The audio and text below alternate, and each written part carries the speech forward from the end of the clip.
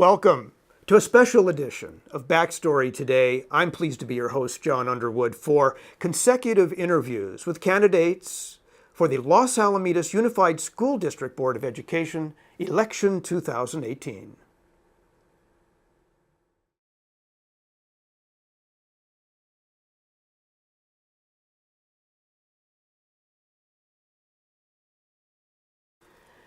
Well, it is my pleasure as moderator for this candidate studio interviews program to begin with one of our candidates, Olaina Anderson. Welcome to Backstory.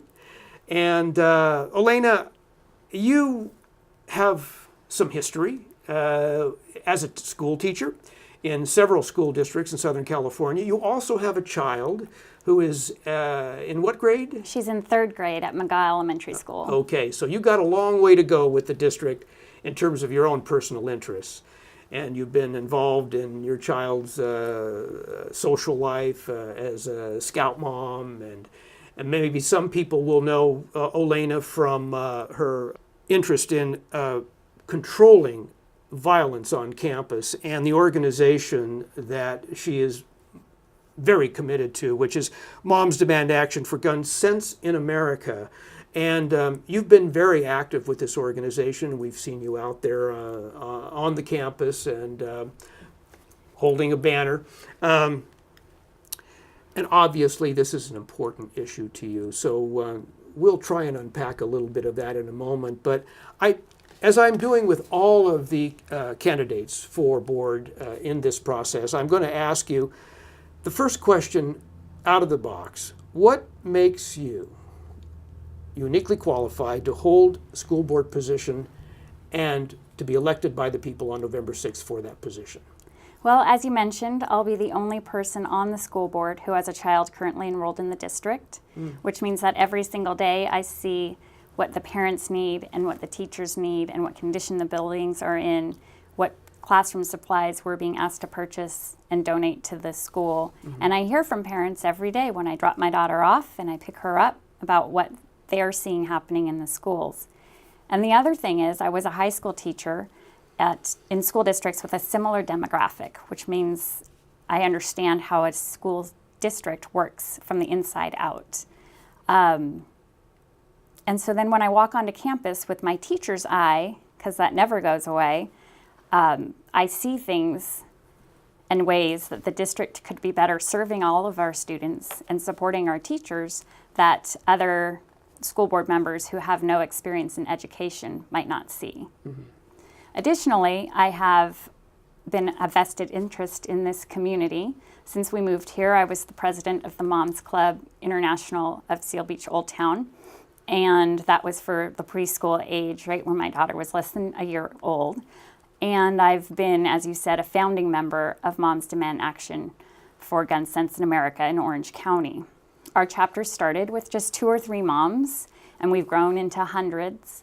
And we are most... Were you one of those 2 or 3 moms? I was one of the 2 or 3 moms. We'd sit at a coffee table in a coffee shop and hope that another 4th or 5th person would come. Yeah. And after the Parkland shooting, we had to rent out a space so more than 200 moms could come, and dads. Yeah, that was quite a seminal event, wasn't it? It was. And you mentioned that I've been on campus with my signs and my representation for Moms Demand Action. And actually, I was there at the organization of a student, a high school senior, who was motivated, Zach Bratt, by Parkland to energize the students around him to register voters and to make a statement that we don't have a place for guns on campuses.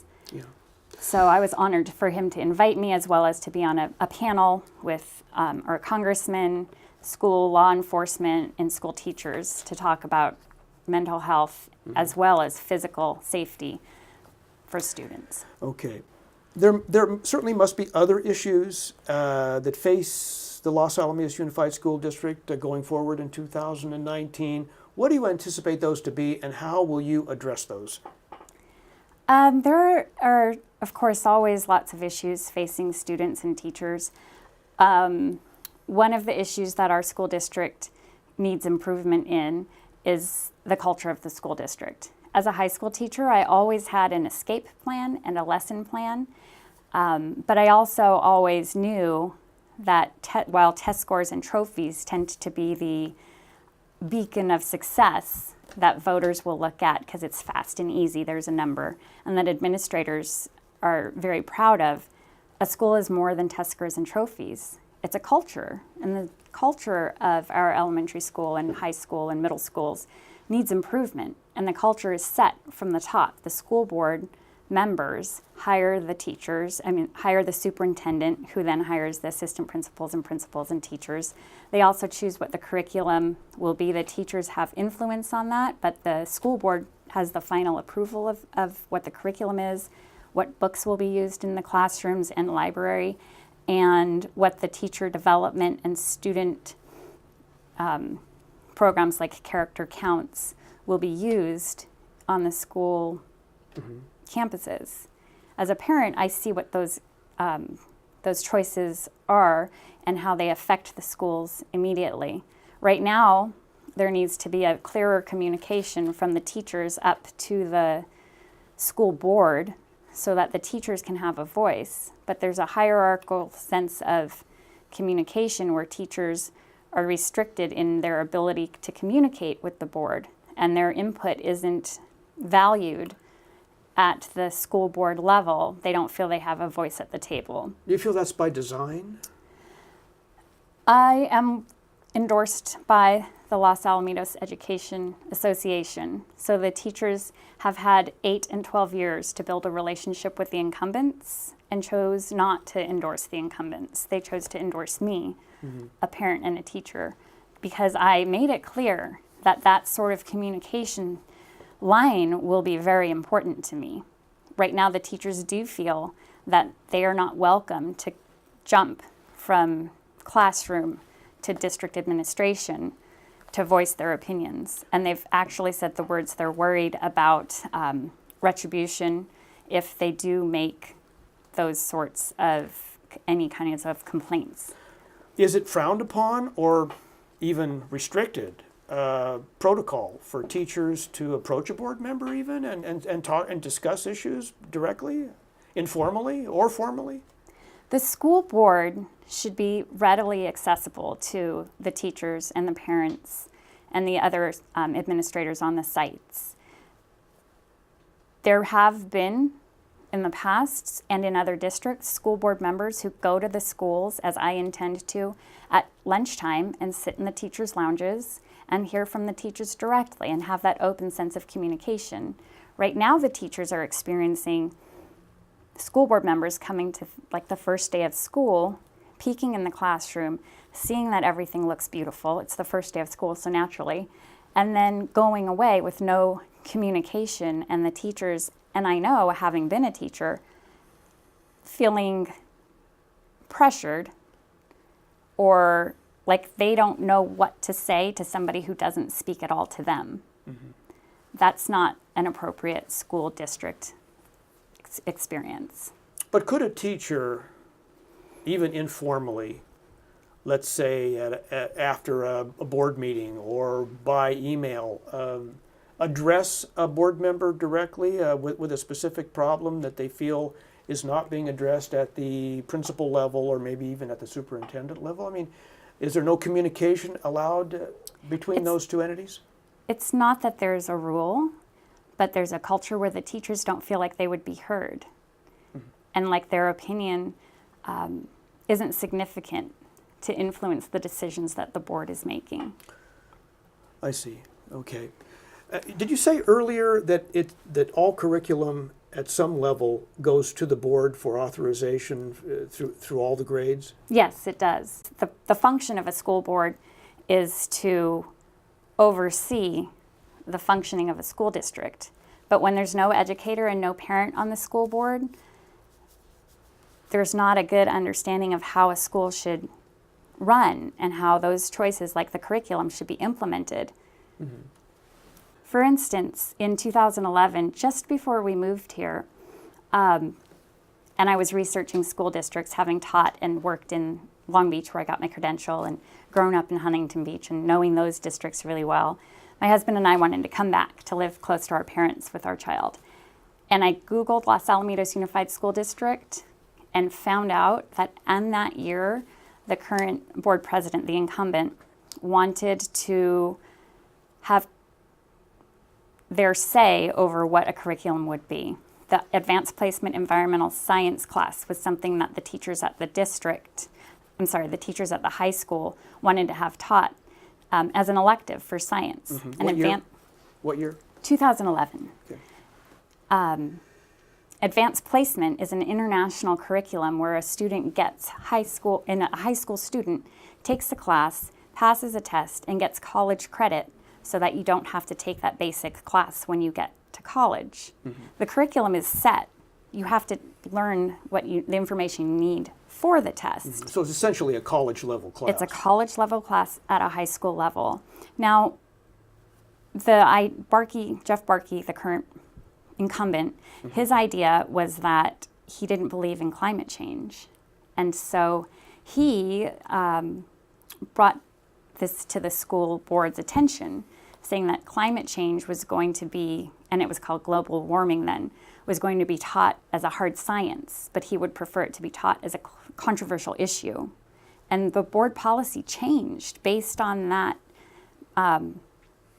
philosophy of that board member, to where now every controversial issue class needs to be approved. To this day, the AP environmental science teacher has to take her curriculum to the board each year, prove to them that the controversial issue of climate change will be taught not as a science, but as a controversial issue. And then they vote that yes, she can teach the class again, and then she has to go to our students and teach that. The problem is, it is considered a controversial issue, but if we're preparing students for a test that's based on the science, they need to learn that science. They need to prepare for the world as it truly is. Well, yeah, particularly if it's a college AP class where they're going to be expected to have certain requisite understanding of, what's happening in the world scientifically. So what is the state of that earth science class today? How is it being taught today? As a equivocating, controversial, either or this and that type of approach? Well, teachers are experts in their field. So a teacher, to become a public educator, you have to have a degree in your subject as well as a credential in teaching, in education. So teachers will always teach the truth, and they will always love each of the children and want them to have the basis for a strong education that they need. So it is still true that the board requires the teacher every year to have the class approved. For this particular class? For that particular class. Thus far, it's only the controversial issue of AP environmental science, which is an elective, but it's open to interpretation in the future. Mm-hmm. That and something else could be considered controversial. Mm-hmm. Nonetheless, again, getting back to this point that there being perhaps a disconnect between the teachers and certainly up the chain of command of the board anyway, don't the principals weigh in on this from the various schools and have some sort of say with the board?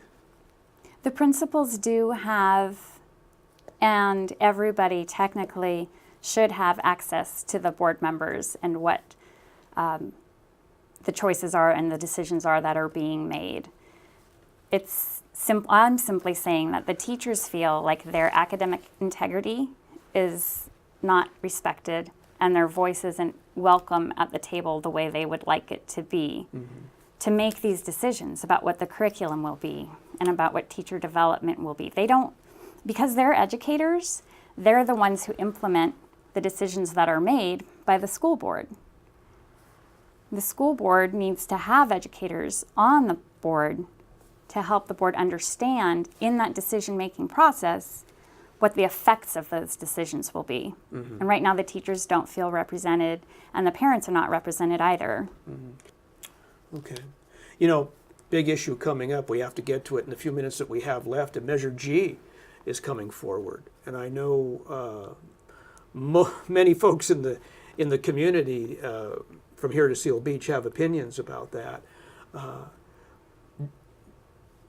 What is your opinion? I want to get you on the record at least to be able to say, what is your opinion about this upcoming Measure G that will be on the ballot on November 6th for all voting members of the community to determine whether to self-impose a tax, in this case a $97 million bond, is that right? By the school district, once again, for modernization. We had a modernization 10 years ago with Measure K, I believe, and now again we have another modernization bond presented to the voters on November 6th for the Los Alamitos Unified School District. Got an opinion about that one? Yes, I do. You know, as a teacher, I have taught in a class where when it rains, we look for the trash cans to put under the drips of water coming from the ceiling. Then I have taught in a classroom where in the old portables, you could only plug in so many things, right, which is difficult when you now live in a day and age where the children are bringing their own devices as a school program, and there are so many needs for computers in the classroom. Everybody's hooked up. Everybody's hooked up. And I see that the high school is 50 years old, and there are repairs that need to be done. But teachers, of course, are looking to this measure to improve their work facility and their ability to teach the students. Part of it is meant to build a new building on the Los Alamitos High School campus, facing the school, so that instead of just fences facing the street, there will also be this brand new building there. But of course, taxpayers are concerned with being asked for more money to improve the schools. And I think it's really important to look at anything that is asked for to improve the schools and consider whether the needs listed in the ballot measure are valid and whether they will have a true impact on the outcomes for our students. Because what happens on a campus doesn't just affect the people who have children in the campus, it affects who the citizens are when they come out of the high school and come back into our community as adults. So do we have a sense yet of how this money will be spent and where it will be focused on? I get a sense from folks that they're directing it toward the high school now. Yes. Whereas Measure K was more directed toward the other K through middle school campuses. But have you had a chance to dissect the ballot at all or take a close look at it? So one of the things that they want to add is a new performing arts center at the high school. Right now, the one at McGaw Elementary School is better designed and larger, according to what Dr. Kropp said at the State of the District event yesterday morning. They also want to change the gym to make it more accommodating for all levels of play for males and females, because right now, as for a high school this size, it's a fairly small gym. And then, of course, the building of a new building to have for science and computer classes. Mm-hmm. You mean, did I hear you say that are they going to demolish the PAC? I think that the Performing Arts Center? It's been stated that they want to have a new one, but that's not the priority. And while it does say in the district statement at this time that there will be a new one, it's not set yet what exactly is going to be done because they have to prioritize where the money will be spent. Mm-hmm. One of the things they will do, though, is remove 31 old portables that are being used, some as mostly as classrooms, but some now not even functional for classrooms and are used as storage, so that there will be classrooms, real rooms in real buildings to be able to use. So there are parts of Measure G that you would wholeheartedly support and get behind as a teacher. Yes, definitely. Do you have reservations about some parts of it, or are you just pretty much wholeheartedly behind it? No, I think that Measure G is going to be an important money to be brought into the school for improvements that are necessary. Some of my concerns, though, are it's one of the major points, and I think it's a good draw for people is the word that it's for security. There are security improvements that are already being made on campuses, and Measure G is meant to increase those security measures. Mm-hmm. The security measures that are mentioned are all based on physical security, higher fences, stronger fences, video cameras, towers like you would find on a college campus for an emergency call, and that sort of security. But I think that a high school security and any school campus's security isn't based all in locking intruders out. It's also based in creating citizens, starting at kindergarten, who have conflict resolution skills, who have social and emotional awareness in how to interact with each other and how to build an inclusive society. If you look at the school shootings, and because of my work with Moms Demand Action, I've been, since the shooting of the first graders in Sandy Hook, very involved in learning about the danger of guns on campuses.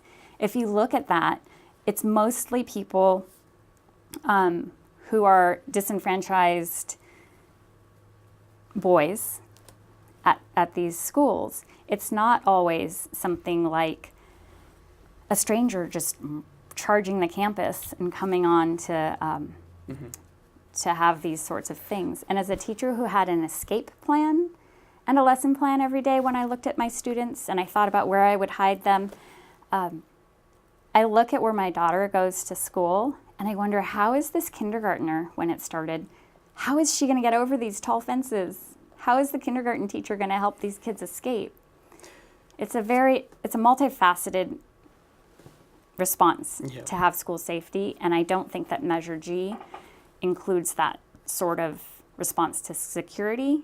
It is all based in the strong physical repairs and buildings for the school district, which are also very important. Okay. So there are some gaps in Measure G in terms of addressing security, you feel? I think that the physical aspects of security and what Measure G is for is physical buildings and repairs. And I think that's very important. I think Measure G is needed for that. But I think it's short-sighted and tunnel-visioned if you think that's the only thing that's going to have an improvement on the security of our campuses. In the last week and a half, I've taken it upon myself to talk to a number of high school kids in anticipation of these interviews, a series of interviews, and also some middle school kids as well. And I've come to learn that there is a certain level of anxiety that these kids evoke and say, they themselves don't like the idea of these high fences. And what you just said about, gee, if there's a shooter or somebody shooting in my hall, how am I going to get out that fence? How am I going to get out? I'm trapped. And there's that sense of anxiety that is palpable among students in the LAUSD right now. So what would some of those other measures be, those mitigating measures do we need more counselors? Do we need more, how many counselors do we have to address these issues of bullying? Because that's where it starts on the campuses. Do we have an adequate number of counselors and psychologists to preempt this kind of behavior? No, we don't. And even when it comes to more of the physical protections, one of the things that our school has done is have a training for the teachers at McGaw, which is where my child goes. And one of the things they were taught about was fighting back, physically fighting back with a hard object, with like physically stopping the shooter, and learning how to do wound care apply tourniquets and gauze. And then those supplies were not supplied to the teachers. So it's short-sighted to say, well, I've done this new training to figure out how to save my students' lives, and then learn how to do all of that training, but then not have the equipment given to you, the mag light, which are very expensive, and they're these very long, very heavy flashlights that can be used as a weapon. For a third grader to wield? No, for the teachers to wield. Oh, for the teachers. But additionally, How do you feel about that, being a teacher yourself? you know, I would rather have a large flashlight than a gun. Our current school board member has proposed to the teachers, said to a teacher, wouldn't you like to be armed? And the teacher's answer was, with a hot glue gun. You don't want a real gun. Having a gun in my classroom would have been a recipe for disaster. First of all, kids are kids. They all know how to find their hidden birthday presents. Mm-hmm. They would find a gun.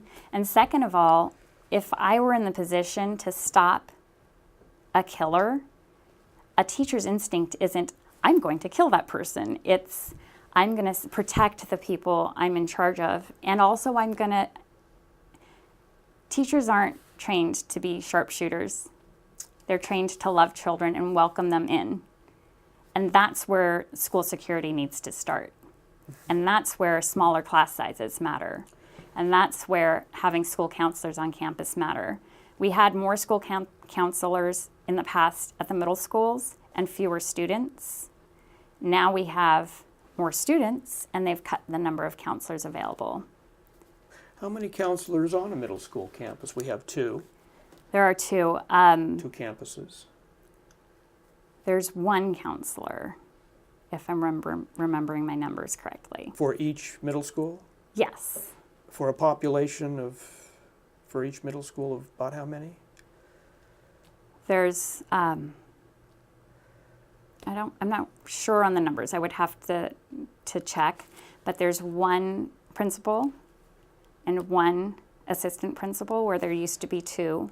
And then I want to be sure on the number, but I believe that it's 1 counselor per middle school. There's a chance it's 2, but it's definitely 1 less than it used to be. And are they credentialed, these counselors, in psychological training for bullying to be and so forth? School counselors, that's what their degrees are in. Yeah. Well, I don't know about Oak, but I think McAuliffe is about 1,300 kids, if I'm not mistaken. And I'm pretty sure that Oak is about the same number. So the ratio is 1 to 1,300. Is that what you're saying? Honestly, I would have to double check on the number, but it's far too many. I was a teacher who had, the school district numbers now are, the desire for a classroom is the maximum of 34 students. There are classes with 38 on the elementary school campus and at the other campuses as well. When I have 38 students in my class, and as a high school teacher, you multiply that by 5 times, because I see 5 different groups. Mm-hmm. I don't have the time to make a human connection with every student every day. I barely had the time to make an educational connection with every student every day. So having that crowding issue is detrimental to the safety as well as the education of our students. So if you were a board member, if you ascended to the position on November 6th of board member for Los Alamos Unified School District, what would be your priorities in terms of turning things around? You obviously see some disconnects in the district. What would be the first couple of things you would move to want to change? I would want there to be more opportunities available to students of all abilities. Right now, with such a focus on the appearance of success based on test scores and trophies,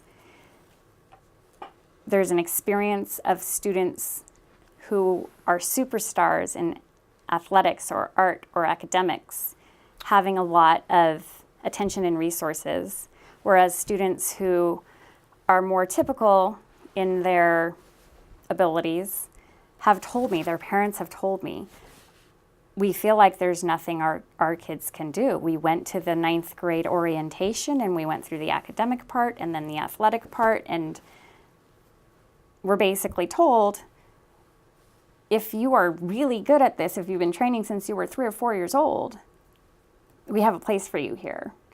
If not, we have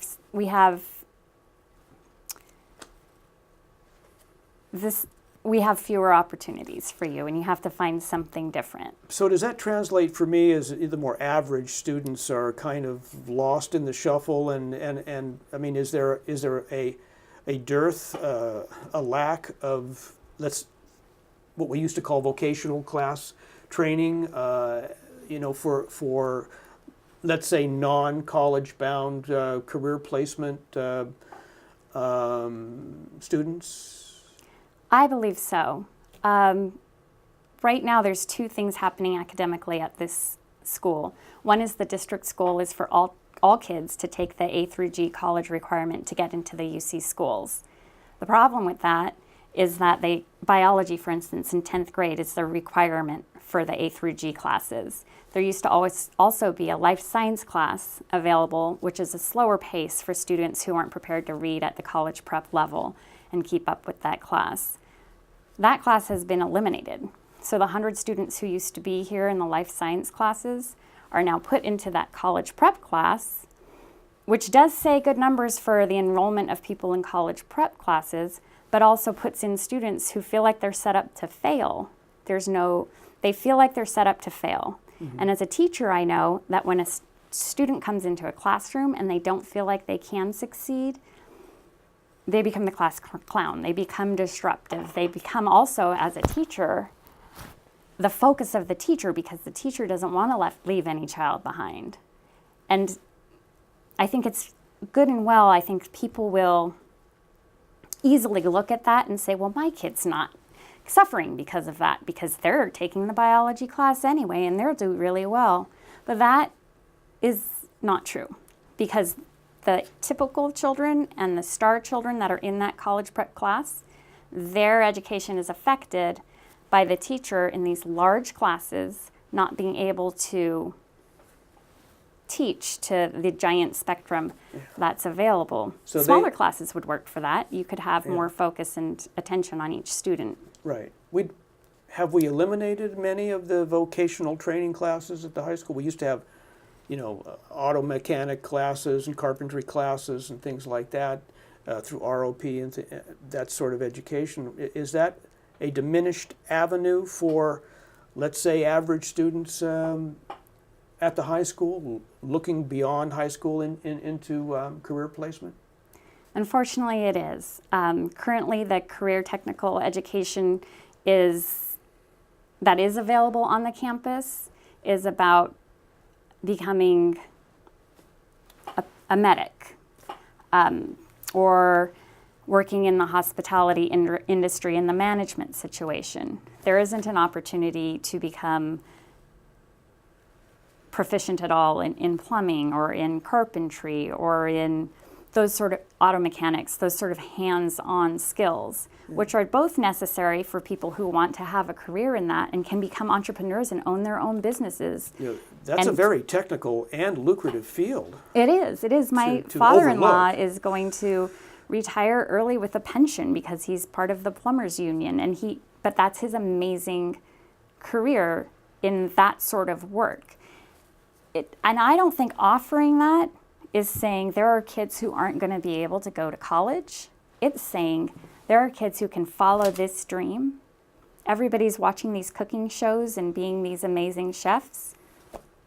Don't you think they should be able to learn to cook on campus to see if that's an interest that they have? There are no such classes? To see if they can follow that.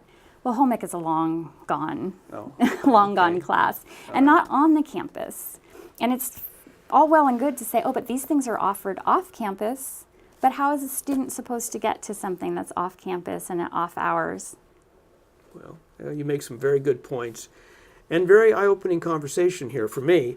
But speaking of gone, we are going to have to wrap it up because we only have so much time for each of the candidates. But I certainly appreciate all that you've unpacked for us about students on campus and about that disconnect that you see. Give you an opportunity for a last comment or elucidating statement on behalf of your candidacy, if you care. Of course I care. I think that the school board needs to have somebody who represents the voice of the teachers and the parents, and using that voice and that understanding can make fiscally responsible decisions about the educational resources that are available to all of the students in the entire district. Without somebody who knows how to implement the educational ideas that the school board has, without the voice and understanding of an educator behind that, it's difficult for them to be making decisions that are fiscally responsible without knowing if they're educationally responsible. Okay. The teacher knows that. Okay, and you are one. And I am. Okay. All right, we're going to have to stop right there and move on. But Olaina Anderson, thank you very much for your insights as a teacher and as a member of Moms Demand Action for Gun Sense in America. Thank you so much for sitting in with us on Backstory. Thank you. And there, of course, will be more to come, coming right up.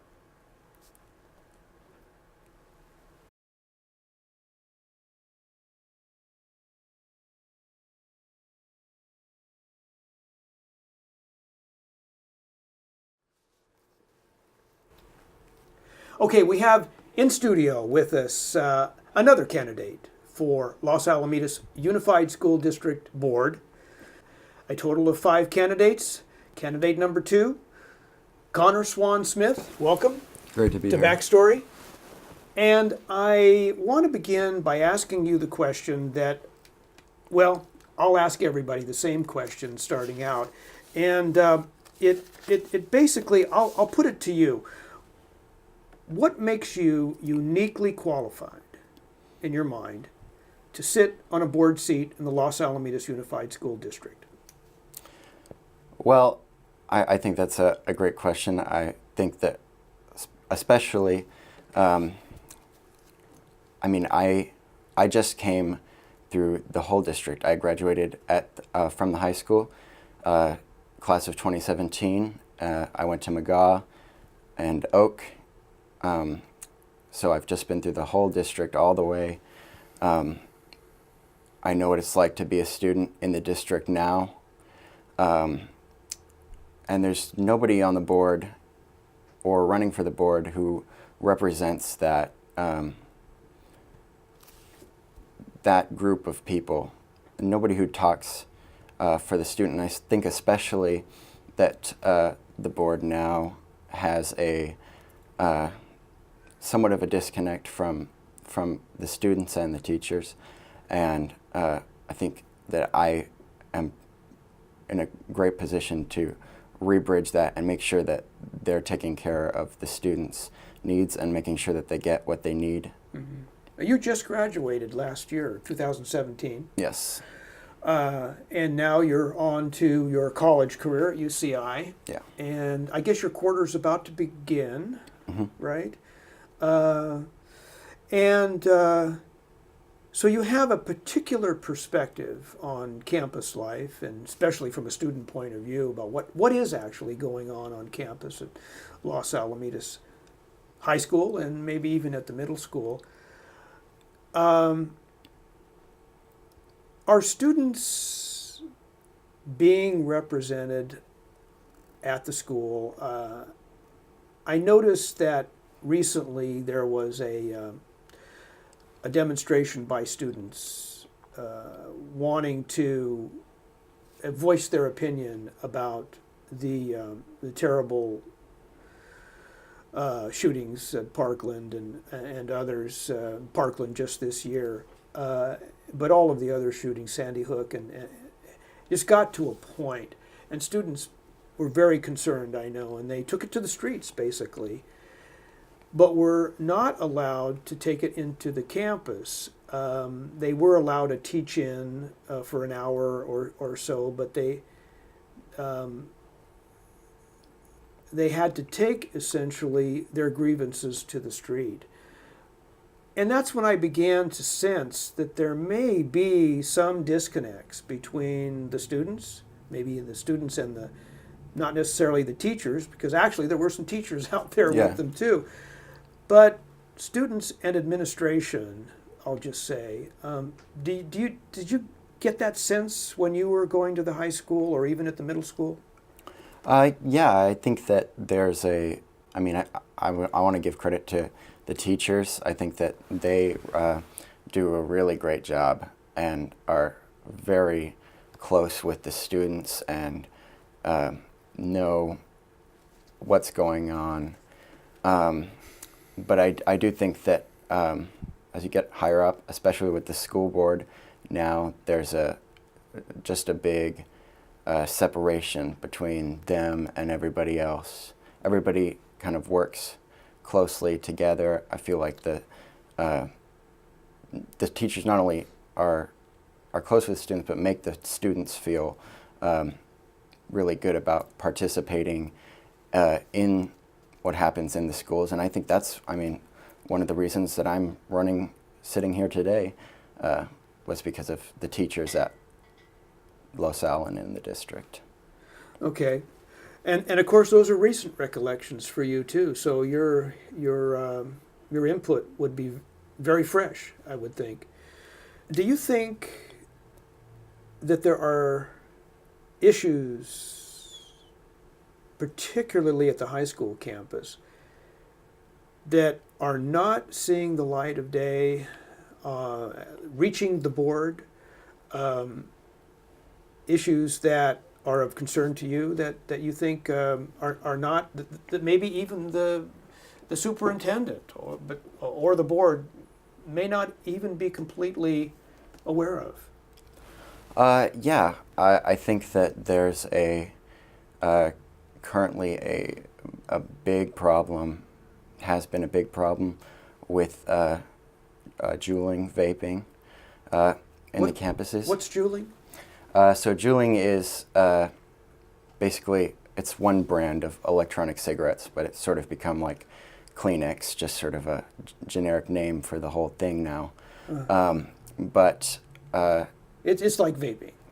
It's like vaping, it's nicotine. Mm-hmm. And they're designed originally for adults to quit smoking, so they're made to be discreet and small. They can fit in like a sleeve. And this is something that's happened just in the past year or two that has really exploded. And on campus? On campus, in classrooms. In classrooms? During class? Mm-hmm. And well, how does, I know what vaping is. I know it, creates a cloud of smoke. I can see it, and the guy driving in front of it blows it out the window of his car, and it's this murky cloud. Yeah. How do they get away with that in the classroom?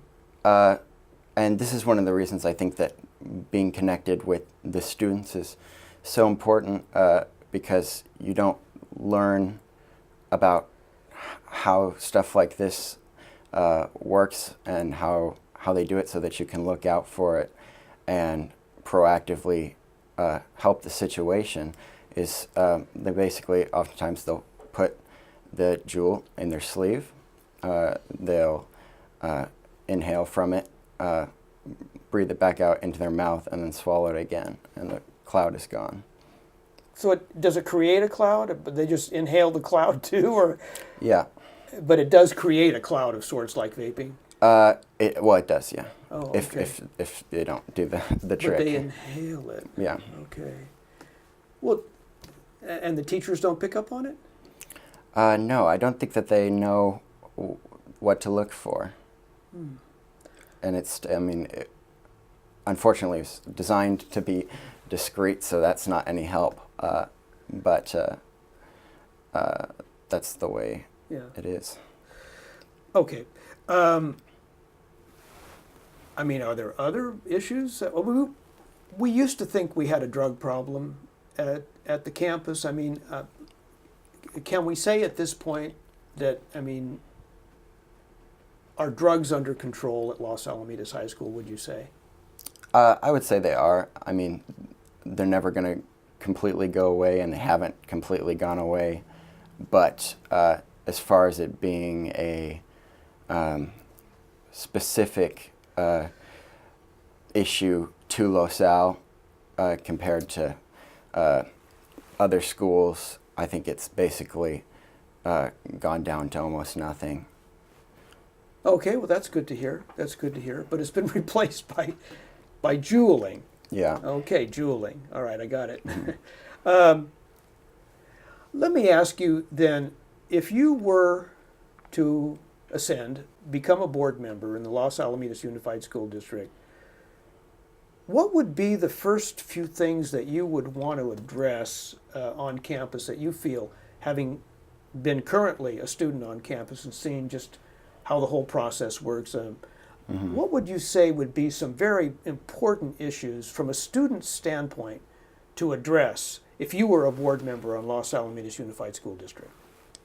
Well, I'd say that's a big one, the juuling. It's really that big, reaching epidemic proportions on campus. Would you say? It's a lot of people. Wow. Okay. But I would say a big one is sort of with the board, getting the board involved and making sure they're going and visiting classrooms, not waiting for teachers to try to come to them, but actually going to people, figure out what's going on in the district to make sure that programs that they have are effective and working, and see what else needs to be done. Other issues you think are important that are not being addressed, that are going beneath the surface at the high school, that you think are important as a board member you would bring up?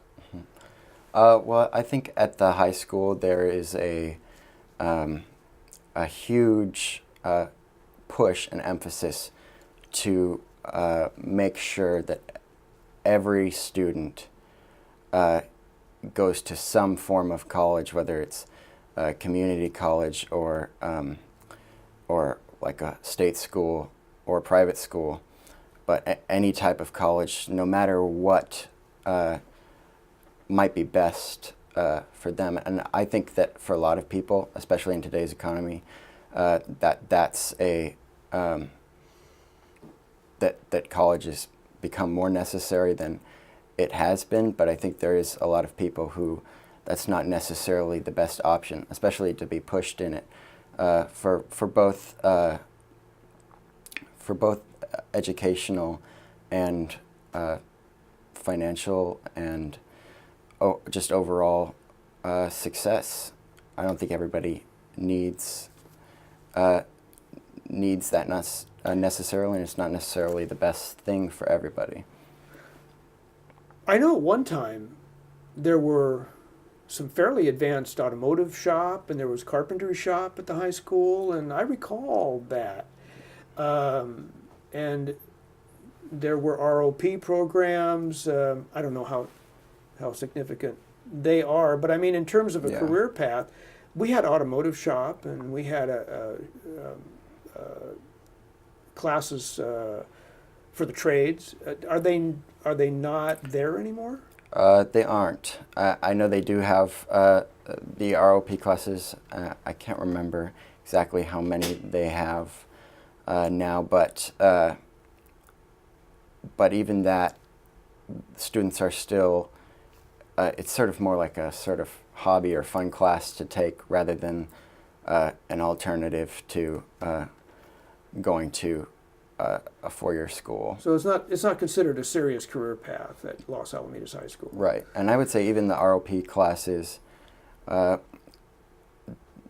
it seemed to me when I was signing up for classes that there was not as much information or help given about taking the classes. I mean, when you took a class at the high school, like the engineering or woodshop class, that was, you just signed up for the class and you took it there on the high school. And it was pretty straightforward and and welcoming and easy. Yeah. So, what do you think happens to these kids that then are not quite Ivy League bound, in terms of high school, test scores, AP scores, and don't go through the fast tracking for STEAM and the other programs that prepare one for, the 4-year college degree route? What happens to these kids? Well, I think a lot of them, and I've seen, and it hasn't even been that long since I've been out of high school, but even of my friends, a lot of them have, some of them have either like had to transfer down to schools because of money reasons, or some of them just drop out, or I think some of them, continue and maybe get a degree, but are still not really sure what they want to do with their lives after they've gotten it. They still haven't figured that out.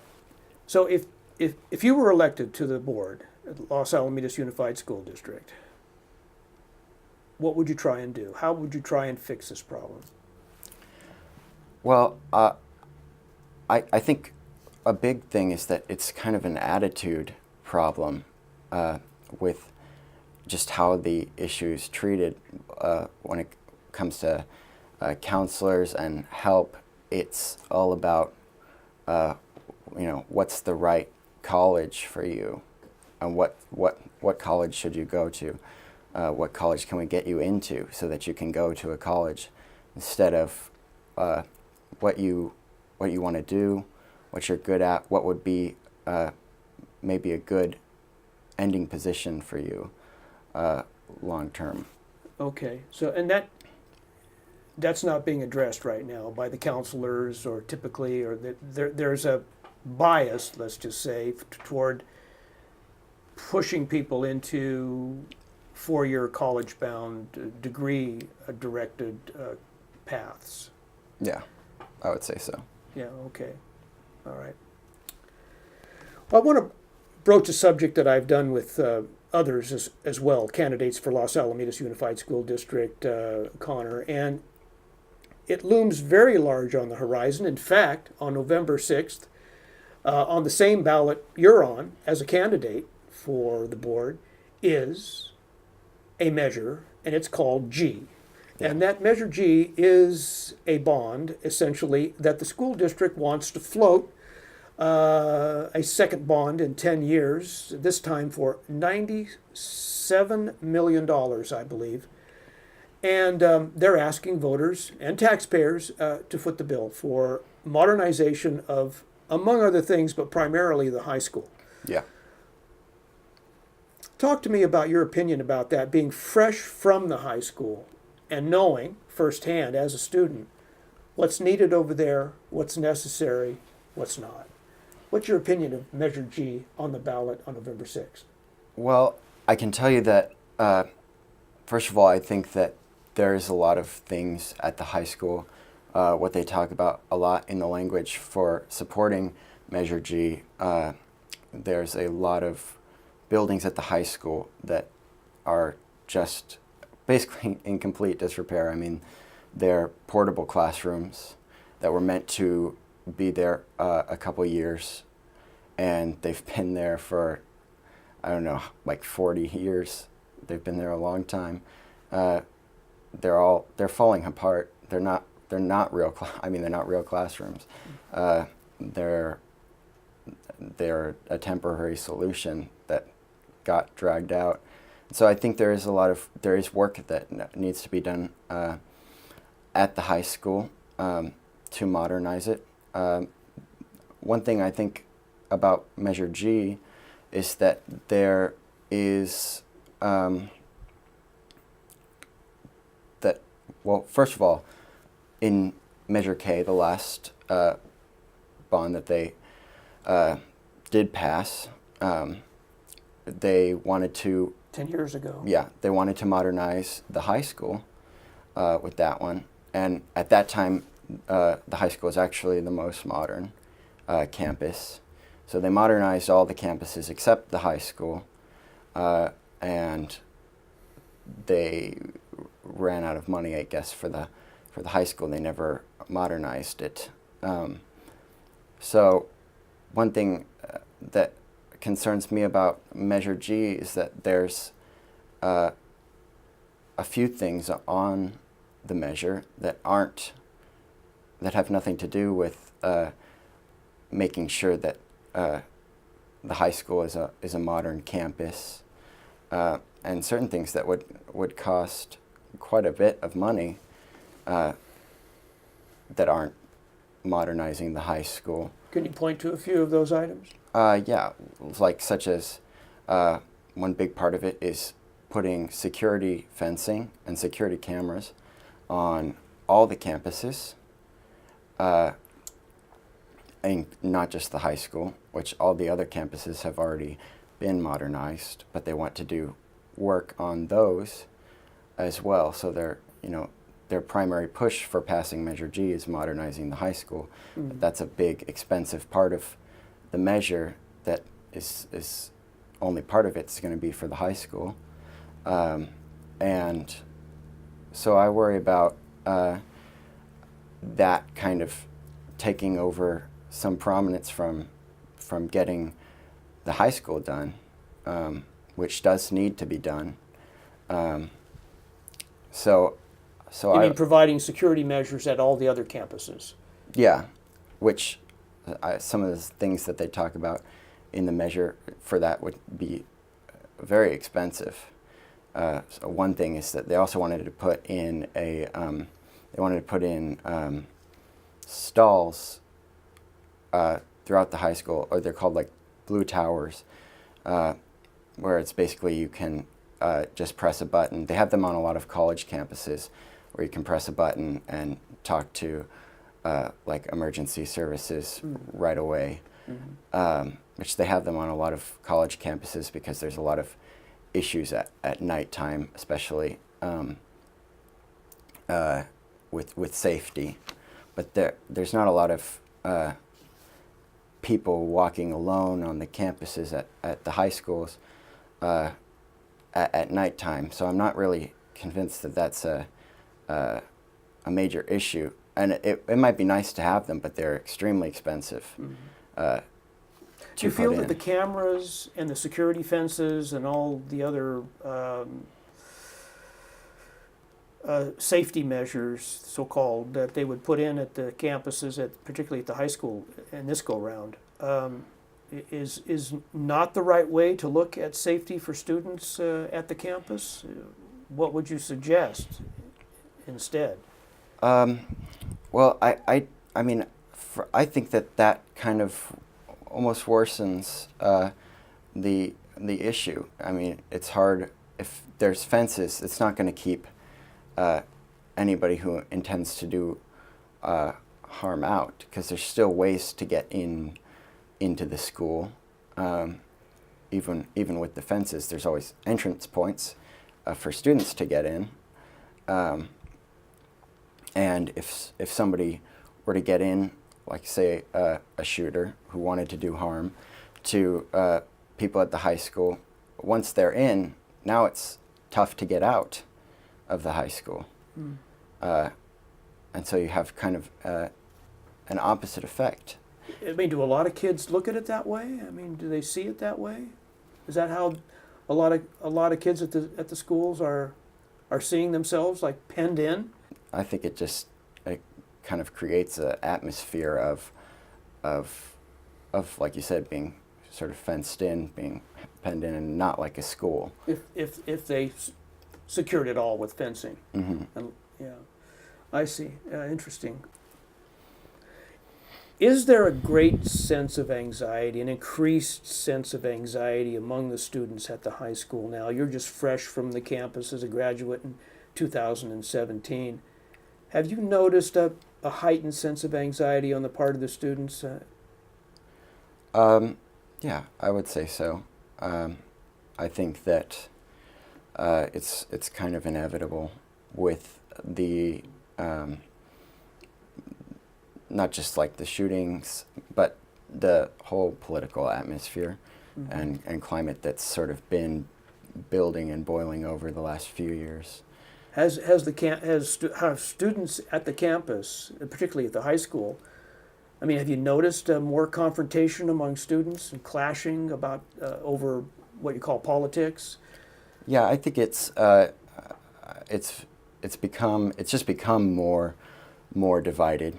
Even among the students? Even among the students. I mean, I think there's a lot of people who don't want to be involved with politics or have any interest in politics or national issues, especially at that age. But it's become more and more difficult to, not have an opinion about some of these things. Have you noticed, have there been confrontations on campus? I mean, just one-on-one, or people making, catcalling other kids, or is that going on? I mean, yeah, there's been some drama. I've experienced, like, sort of from by political views, it can get pretty divisive. I mean, it's never gotten, like, out of control. I'd say it's never been, like, physical that I've seen. But there's definitely division between, like, us and them, I'd say. Who's them? Well, just whatever side you're on, and the other side. Okay, more than you've ever seen before. Yeah. Okay. Yeah, that's concerning. Well, we only have so much time. I wish we had a lot more time. I could ply your fresh mind and your experiences recently from the campus, from the campuses of the high school and middle school. I want to end our interview, though, by asking you a question that I'm sure some people would want you to answer, and that is, well, you're off to college life. You transitioned to that through the AP program and transitioned to UCI. You're a music major. You went through high school benefiting from the great tutelage of Dave Molenkamp, I understand, and his choir, which you had 4 years of, I take, and you're pursuing a music career at the University of California, Irvine. Yes, music and education. Right. How the heck are you going to have time? Do you live currently in Los Alamitos, or are you out there? I live in Seal Beach. So, okay, yeah. Yeah, I've lived there my whole life, and so I'm commuting to UC Irvine, and I'm still in the district every day, sleeping at night. Well, sleeping's one thing, but during your how are you going to carve out some waking hours to participate in the Los Alamitos Unified School District Board? Have you thought about that? Yeah, I have. I purposely reduced my course load from last quarter to accommodate for this. I knew that I was going to be running for this and trying to take this on. So I've purposely decreased my course load. But I would say that I definitely have the time to do it, and I'm passionate about it. So I'll always put it. I mean, it's going to be like school in this, and I think a lot of basically everybody on the board has full-time jobs. Some of them not, but a lot of them do. Yeah, that's true. That's true. And so I don't see it any differently than that. Okay. All right. Well, congratulations on your college career. Thank you. A guy who knows where he's going.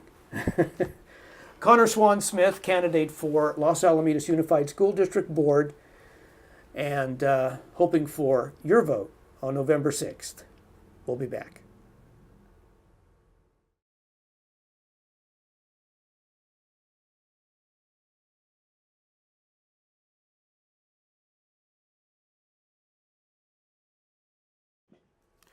Okay, back on this special edition of Backstory today. I'm John Underwood, and I'm very pleased to be able to have in the studio candidates for the Los Alamitos Unified School District election coming up on November 6th.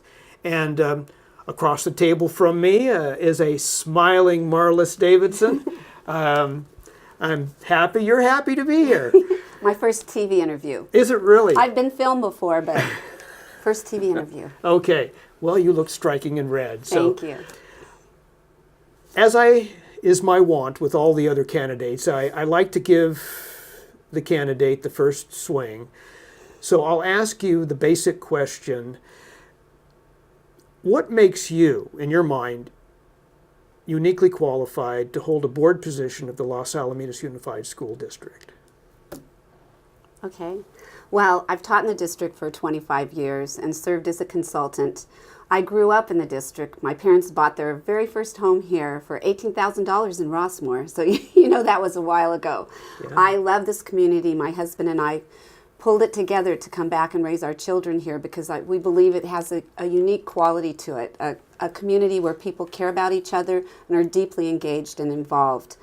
As a teacher for 25 years, I worked in a variety of positions. I worked 3 years at Rossmore, and then when I went to McAuliffe, I did teach 6th, 7th, and 8th and found my home in 8th grade. But through that time, I got to know parents, children. I taught collab classes in which children are mainstreamed who have some learning issues into my class, all the way to gifted programs. So I've seen the whole spectrum of education. I understand how deeply important it is to make connections with parents and students, to care about the individual and to meet every child where he's at. And right now I feel like there's not a strong voice on the board who can truly understand not only the role of a parent and the issues parents have in understanding their child's education, but as the teacher in a 21st century classroom. And so I feel like I bring a different point of view to the board. We have one teacher still on the board, Karen Russell, and she's done a great job. Is she active teaching? She hasn't taught in a number of years.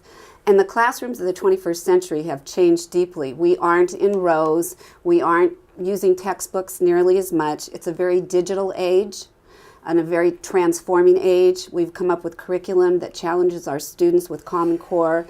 And all of it together takes understanding what goes on in the classroom and having a relationship with the teachers. I have, as a teacher on special assignment, worked with everyone from TK to AP at the high school, developing curriculum, working on strategies. I've coached, I've mentored, and I've seen what goes on in every classroom. Okay, it sounds like what you're talking about, Marlys, is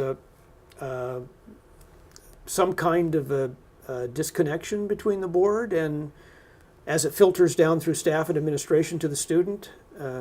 Is that what you're saying? I think things have changed, and I don't know if it's because the last new member elected to the board was in 2010. So that's 8 years ago. We have 5 members, and if you total all their years on the board, it's 66 years. So we don't lack experience, but I think a lot of times when people have worked together for so long, things become sort of they become complacent. We get used to routines. We stop asking questions. And one thing that I noticed in my last 2 years, and I did address it with one board member, is that in the last 2 years of my teaching at McAuliffe, I retired 2 years ago, I didn't have a board member come through my class once. And as a school board member, that's my responsibility. I can't make decisions about how to support and care and love our students and understand what teachers face if I'm not in their classroom, seeing how they teach, listening to what children have to say, trying to understand whether there are connections, whether there are students who need a different kind of support. We need a constant dialogue between our educators and the school board. And I didn't experience it. I'm pretty connected. I was pretty connected. Well, let's say, not even a student. Let's say a teacher has an issue, and they're seeing something developing or coming forward that is not good, is not beneficial to the educational environment, and they want to bring it to the board. Can't they just walk up to a board member and have a conversation? Or Well, how can I phrase this? I believe that we were encouraged to go through our own site administration, which makes sense, but also there was not a real clear path to discussion or interaction. So I can give you an example. We've now gone A to G at the high school, where every A to G means that every student will take the classes that will prepare him or her for college. They're college qualifying classes. Well, there were teachers that were finding kids who needed other levels of support before they were ready for those classes, and nobody was listening to them. Nobody asked them when they made changes in the curriculum. They didn't go.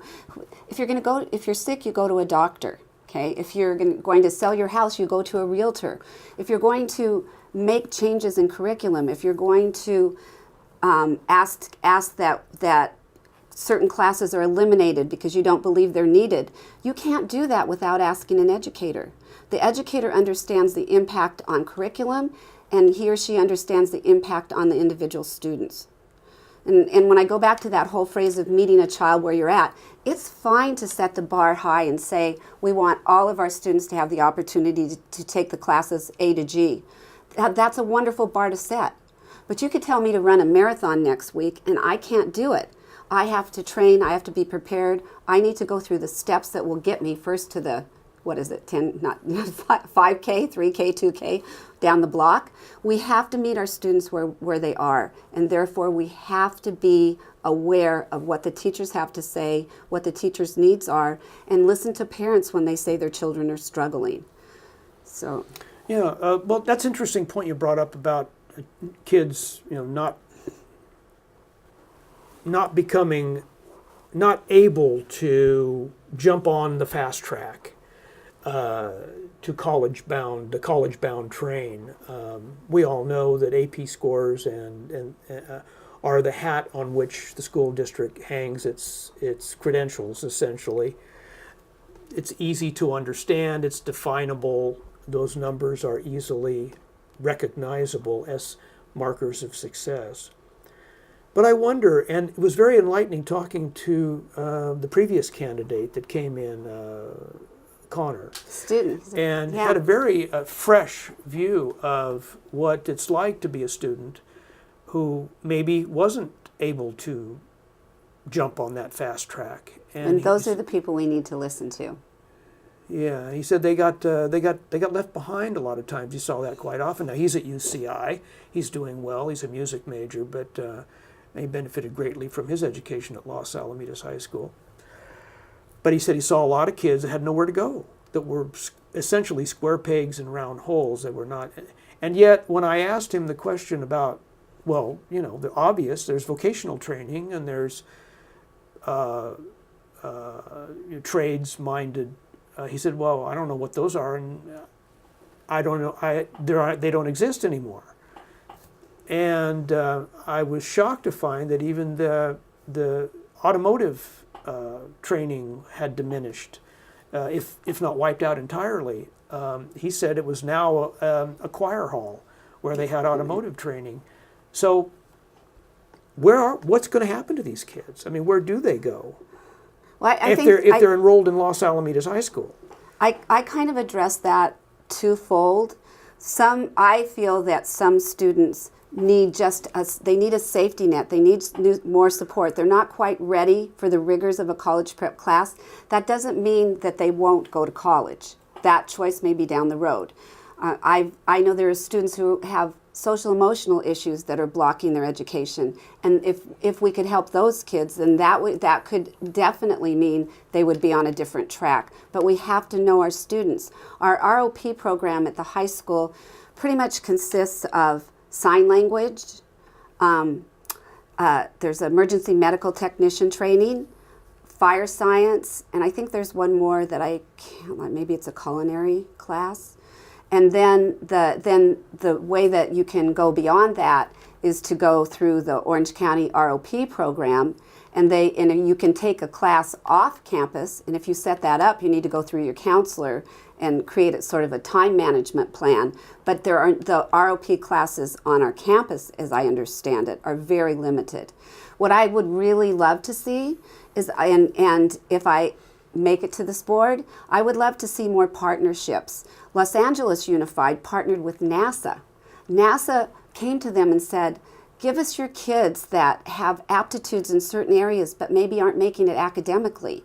Give us those kids, and we are going to match them up with corporations, science labs, JPL, Boeing.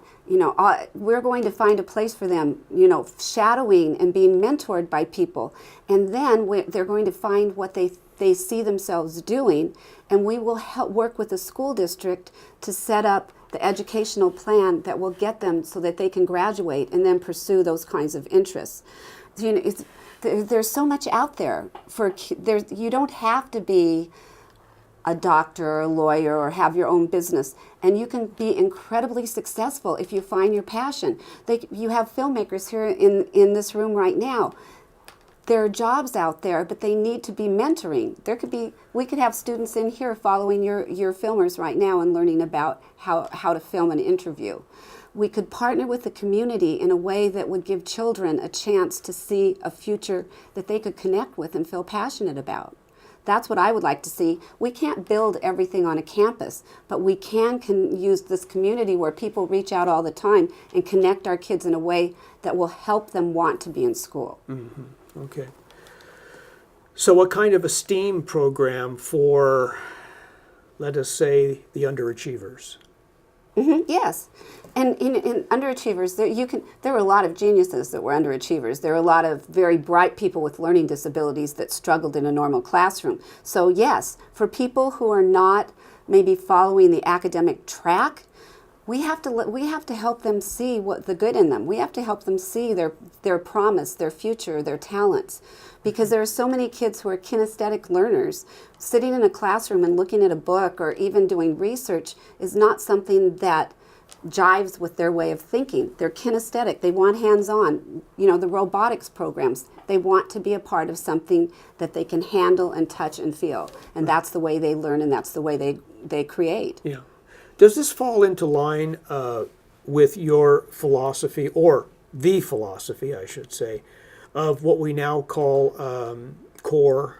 Common Core? Common Core, yeah. So I love Common Cores. I was a teacher on special assignment, which for It's a very misunderstood phrase. Yeah, I know. So most people don't know what that means. So for half of a day, I was taken out of class to do a variety of things. And the Common Core part of it was I was a facilitator at Oak and McCullough to develop Common Core units in language arts. So I worked with teachers to create these units. And it was just magical because so we say that we have the best teachers, that we have outstanding teachers, and we do, but we need to tap into them as resources for curriculum development, for problem solving on learning issues. Common Core is, I actually had thought about retiring a couple of years earlier and developing this consultant business. And the Common Core, I said, no, I can't. I became so passionate about what we were doing because what you do in language arts is you take a novel and you use it as an anchor to raise greater questions. And then you teach students how to go out and analyze and research and look at all kinds of different perspectives across the curriculum. We can no longer teach subjects in isolation. They are all integrated together. When science makes a discovery, we just have to look at the world. It has an impact. So this is the essence of Common Core, is the integration of disciplines into the quote-unquote answer.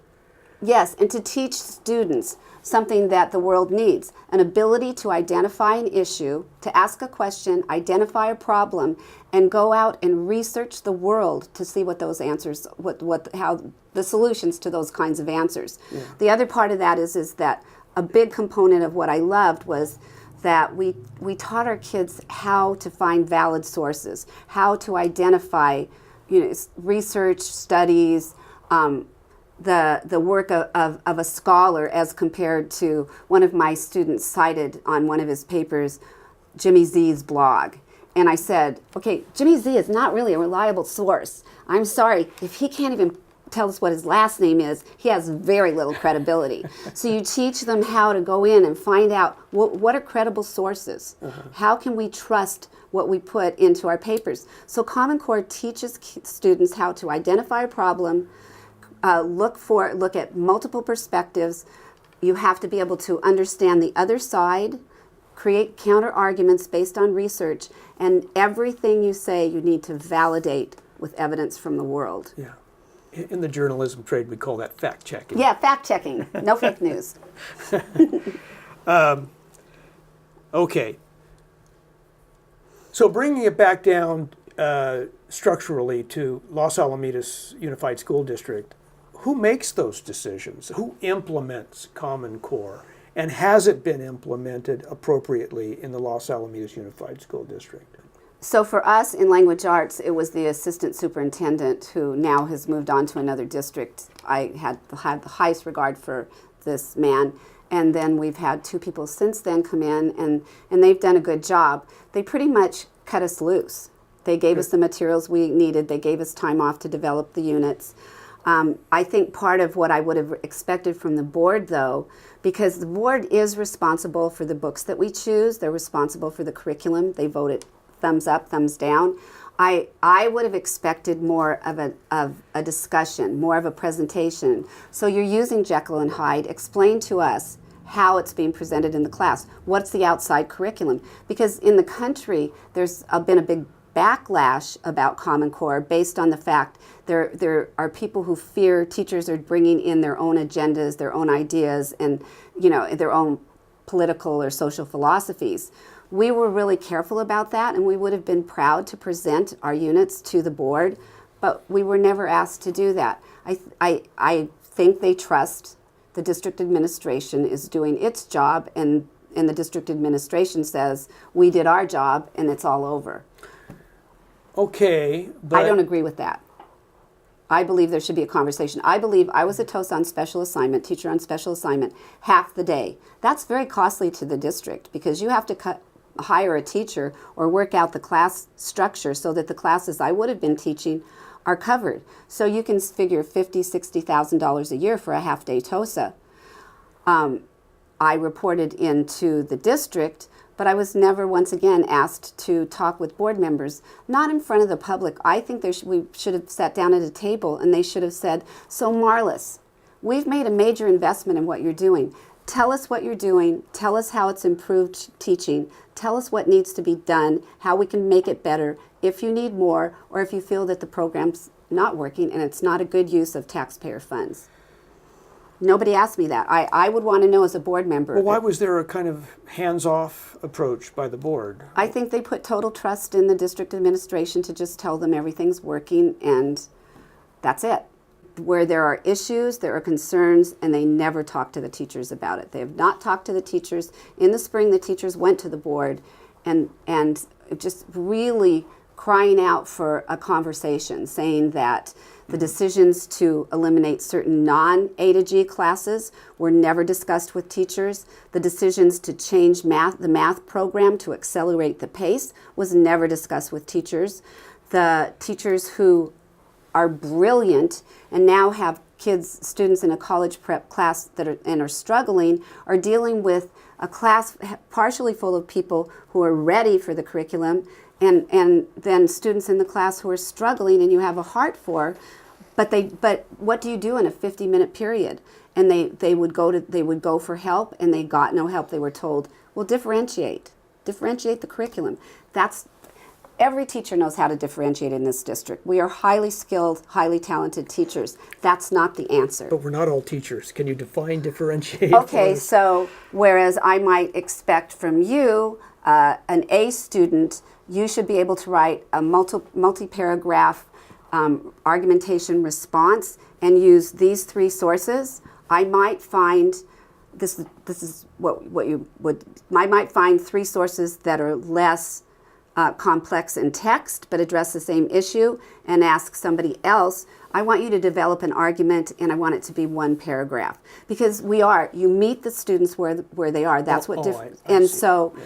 But if you have 6 classes. You teach at their level. Yeah, you teach at their level, but you build their skills. Yeah. And these teachers are phenomenal at doing that, but they have a short amount of time to implement a very difficult curriculum. And if they have 5 periods at the high school, we had 6 at McAuliffe, 5 periods times 30 students, that's 150 students in a day that you need to know. You meet them where they're at. You need to differentiate, and you need to make sure you're not losing them in the classroom while you're still teaching students who are ready for the curriculum. Differentiate. Teach them at Teach the level them at the level where they're at. Make sure they're understanding. And there are all kinds of strategies, partnering them with what, and it's not that the teachers aren't willing to do that, but nobody asked if it was wise to take away some of the support classes. Yeah. I can think of one class where the board was very proactive in, I've come to know recently, and that was a earth science class that was teaching the effects of global warming. And the board took that on and in fact demanded that the teacher explain the class to them before they allowed the curriculum to go forward in the classroom. So if I'm thinking of what you're thinking of, it's an AP Environmental Studies class. Yes. I think that struggle went on in like 2010 or 2011, and so what that caused a very powerful reaction from the science teachers, because they wanted, as part of an environmental studies class where you look at the environment and the impact, how it interacts and how it is impacted by humans, global warming or climate change had to be a large component in that. Mm-hmm. Well, what happened was they presented it, and then one board member in particular absolutely, Dr. Barke, and it's published knowledge, said global or climate change is a crock. And that liberal-minded teachers are not going to be brainwashing students. So if you're going to talk about climate change, you need to bring in other perspectives. And they actually put that line into the definition of the class curriculum. It's in the curricular handbook. It had to be in there that not only that you could teach climate change, but you would teach diverse political perspectives. Science is evidence-based. And over 90% of the scientists in the world absolutely say that climate change is heavily impacted by the human footprint. And those who've tried to dispel it, the Koch brothers Foundation funded Dr. Richard Muller. He's a professor, a science professor at Berkeley, highly renowned, but one of the last to buy into climate change. He was funded by Koch brothers to do a 2-year study, basically with the hope of debunking climate change, because this man is highly regarded. He's a MacArthur Fellow, Berkeley, tenured professor. So he set out, he built his own team. It was called Climate Change Project, I think. He built his own team, and over 2 years they researched, studied everything, looked at every angle. And at the end of the 2 years, he came back and said, I was totally wrong. Not only do humans impact climate change, they are the greatest factor. So if you can't even buy the other perspective, we need to go to what a science class is, an environmental studies class is. It's an evidence-based study of the environment, and we have to stop wasting time. We need to create these problem solvers who will look at the research and start to develop answers for us before we self-destruct. Well, I think what the board said at the time was it was a controversial class. And as a controversial class, they needed to oversee it, at least vet, what the teacher was going to teach, and then provide other opinions as a controversial class. My question today is that still the policy? It's still the wording in the curricular handbook. Because we use the curricular handbook as 8th grade teachers. We go through it with our class as they head towards the high school. We go through it, and it is a sentence in that explanation of the environmental studies. You know what? So is climate change taught at the Los Alamitos Yes. High School now in As its I science understand classes as a, quote, controversial issue? It's and taught not in the an science unsettled classes. science? If it's taught in the science classes, and if we are true to that sentence in the description, other points of view are presented. I can easily talk to science teachers and find out, or do they sit in on the class? But the world isn't flat. Thank God they got past debating that, and we aren't the center of the universe. And science is science, and if it's evidence-based, and we know that 90% of scientists do believe that climate change is impacted by people, if the vast majority of countries in the world have come together to solve the problem, we're past the debate. We need to be working on solutions. Okay. Well, I want to bring up in the time that we have left a couple of other Okay. solutions that the school district has presented to the taxpayers, and that is Measure G. I'm asking every candidate to weigh in on this topic because it's of great importance to the community. There is a lot of buzz out there about Measure G.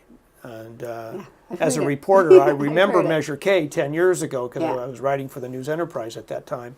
Filed a few stories on it, but seemed like the logical thing to do. Now, less than 10 years later, we're looking at another Another one. bond for a little less money. I think it was 126 million, Measure K 10 years ago. 97 now. And now it's 97. And a significant hit to pocketbooks of particularly new buyers, new homeowners, because it'll come out of your property taxes in the school district.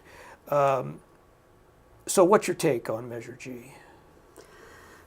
Okay, so first of all, I have to say, I've told everyone I've talked to, and it is my promise, that I will never lie to anybody. And if I don't have an answer, I'll look for it, but I'm never going to not tell you the truth. And the truth about this is that as a teacher, the last bond measure transformed my classroom.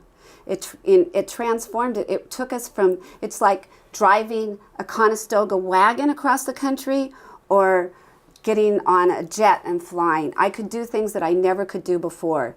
We had all of the infrastructure, the wiring, the connections. We could bring in tablets for every student. I had a smart board. We could access interactive videos. We could pull up a YouTube clip in 2 seconds. We had, the projectors to be able to do so much. Kids could create presentations that far surpassed anything I'd ever seen in my, earlier teaching.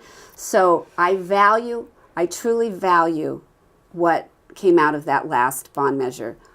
And we got air conditioning, so I absolutely valued that, especially now since the climate is getting warmer.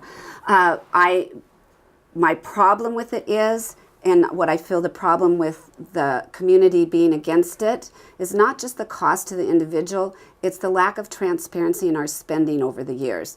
I think there's a basic lack of trust.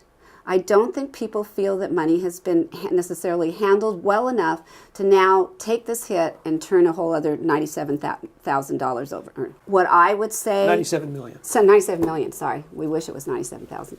97 million over to them again.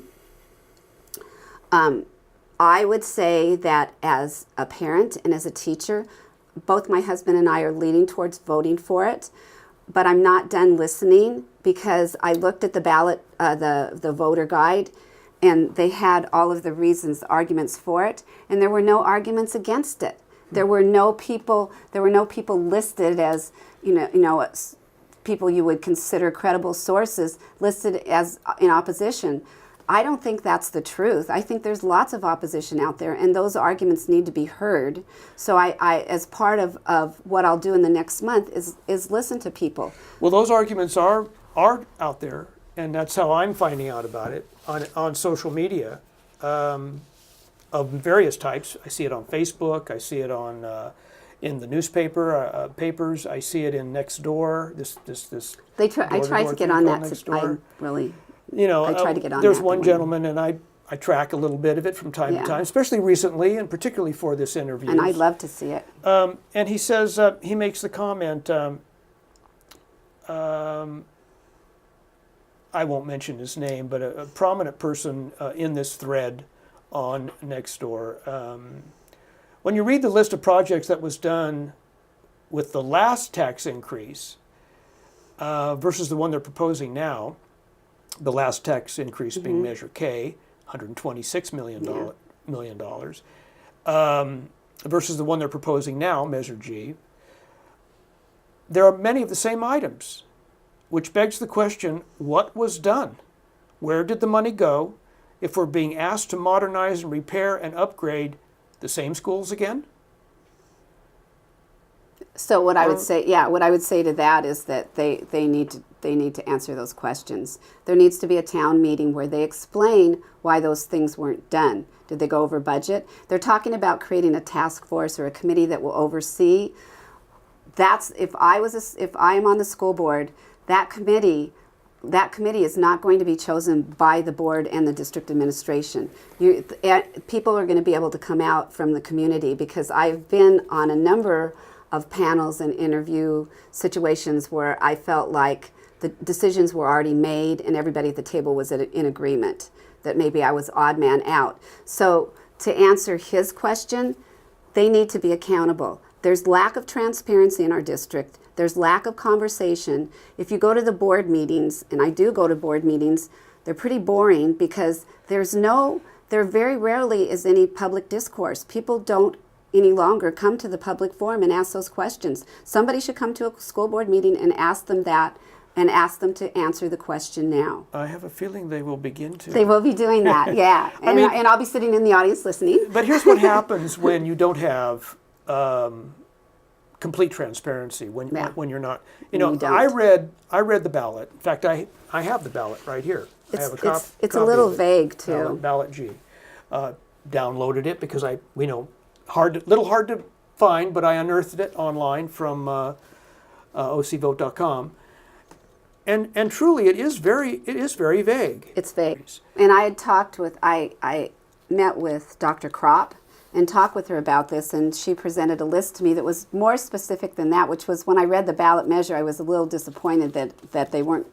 But if you're going to pass something legally, it's probably better to be vague, right? But they shouldn't be vague. Right. We need to build new classrooms. The temporary buildings are atrocious and probably not safe. So what I would think is that they would be looking at building another second two-story building, and whether you can do it within the constraints of that budget. That would be a high priority. The other one is that our science department is archaic, and we're supposed to be this flagship high school. You would never, if somebody came to tour another district, you would steer them clear of our labs. They are not 21st century technology. That's what some of the students have told me. Yeah, it's really sad, because we are claiming STEAM, science, technology. We're putting that at the head of our priority list, and yet we have this science lab that it wouldn't have been addressed 4 years ago, or with the last bond. It should have been changed. It should have been modernized at that time. Yeah. Well, I saw the bullet point list that Superintendent Kropp put out, and I couldn't help but notice, it was brought to my attention actually, the last bullet point, which was, after all is said and done, what the cost would be. So $30 to $34 per 100,000 of bond. And then she stops right there. Well, if you complete that calculation, that's and you have a new home. Yeah, that's $300 to $400 bump up in your property taxes for somebody. And I'm not sure. I think we still are paying on the last one. Yeah. So it's an accumulated cost. Yeah. I'm a little put off by the fact there hasn't been. I went to one town meeting at the high school last spring when they were last year when they were contemplating the bond before they had decided to do it. I had learned about it through a friend at another school. Decent turnout, not a lot of community members. I think that there needs to be a forum in which these questions are asked before people decide one way or another. And I also know that there are people concerned. So we've been through 3. I mean, this is the 3rd. 10 years from now, is there going to be a 4th? They're committing a savings fund to prevent that. But the other issue that I would want, I would want to know about the savings fund. What if it comes up and things cost more? Are we going to go into that savings fund? Is it a reality? Is it a confirmed reality that we will be able to see the results of 10 years from now, that will address the issues we might need another bond for? A savings account, a rainy day fund. Are they serious about it? Are they committed to it, or is it just a nice? Yeah. And then the other thing is that my other concern is that they have to have some money set aside in the budget, which once again lacks transparency. You get the big numbers and the pages and all of that. So if the bond passes and they have a rainy day fund that they would have used if it didn't, what's that money going to be for? Because over and over again they say this isn't going to be used for any administration salary or anything like that. Or pensions. Or pensions. And you can't use bond money for things like that. But if you use bond money to cover one cost, then you free up money somewhere else. We need to be vigilant about the money that money that is somewhere else that has been saved for, so that it's not for salaries, not for pensions, but rather for the classroom. We need every penny to get as close to the students in the classroom as possible. We're going to have someone watching that, and there's been no explanation of spending, as far as I'm concerned, Right. that's gone out to the community. On January, when everything gets up to speed and you're on that board, should you be voted in, what would be your priorities 1 and 2 and 3? Well, I think first to create a voice for the community. I've been to the high school and spoke with high school kids who feel that they're not being heard. There's depression, there's anxiety. We wrapped this district in a beautiful bow, and I was so proud to teach here, and I love the people that I work with, and I care deeply about this district, but it's not perfect, and there are kids hurting. Yesterday, I got a card from a mother who had sent a donation to my campaign, and I said, "Oh my gosh, how's your son? How's your son? I loved him." She said, she didn't email me back, she sent me a card and said, "I'm really sorry to tell you, but he took his life this past spring." This is the third one for me. These are bright, beautiful, wonderful, sensitive people. I spoke at one young man's memorial service, and I don't want to do that anymore. If I am on this board, we will not just have roving counselors who are meant to deal with emotional stresses on our campuses. We will create situations, we will give avenues for these kids, places they can go to seek help, because the fellow students are crying out for that. They say, "My friend is anxious, he's depressed, but he doesn't know where to go." We don't have learning specialists. We don't have counselors that can address that? We don't have enough counselors. At the middle school at McAuliffe, we have one counselor for 1,300 students and a psychologist. But to qualify to see the psychologist, you have to go through a battery of questions. Teachers have to, identify this, come up with this, do that. I want someone to be there to start dealing with issues of the student who's sitting out in the quad eating lunch by himself. Why aren't we creating like that great, there was a high school on television that had Sit With Me at Lunch Club. Why aren't we getting the students to organize and reach out to one another? Griffins with a Mission was created in 1990, in the mid-90s, in reaction to the spread of anti-Semitic literature in the lockers in the dark of night. The students said, "This is not who we are." And they created Griffins with a Mission, and it became nationally known and a landmark for other schools to come and see how they were dealing with the issues of hate and disrespect and alienation on their own campuses, and how they were helping each other figure out a voice for the students who had no voice. We need to be creating campuses where there are voices. We need to be listening to parents. Parents tell me they have no idea what's going on, and they're deeply involved in PTA and other organizations. So that's my first one, is to be a voice. And not just a voice, the ears. I'm going to listen to what people have to say. I'm going to meet with students, and I don't really care what the protocol is. I'll meet with any parent, any teacher, any administrator who wants to talk with me. We shouldn't be afraid to talk. There shouldn't be anything that we're hiding. Are you aware that there's a vape epidemic on the campus? Oh, yes. The teachers are aware too. And I think they're doing some parent education nights, which I applaud that. I applaud it. We need to educate our students, but we've taken the health class off of our high school campuses because it's not an A to G class, and it gets in the way of this fast-paced move to get through there. A to G. A to G, the Ivy League college bound. College or Long Beach State bound, Yeah. college bound, 4-year college bound. It's not one. It doesn't qualify for that. So I don't know if that's why they took it off campus, if it was just crowding kids' schedules. But our students need to know the health risks that are associated with the choices they're making, and where are we educating them on that. So that's a big part of it, asking why certain classes are removed, how we're addressing the needs of our students, the questions that they have, providing the education, the resources, the comfort. We shouldn't have students who are depressed and anxious, and they're going to exist, but we have to give them resources. And when you have one counselor for 1,300 students, and I talked with a high school counselor who said the ratio is about 1 for 500, and you're in charge of their schedules, every other thing that goes along with being a student in terms of paperwork and everything else. Those counselors don't always have time. If you have 1,300 students and you have in a week 5 or 10 serious issues, who's going to handle them? Are you going to fill out the paperwork for the psychologist who's on overload? Our elementary schools and our middle schools have no learning specialists. Your learning specialists are an important resource. I want to know about that. Important resource for teachers, parents.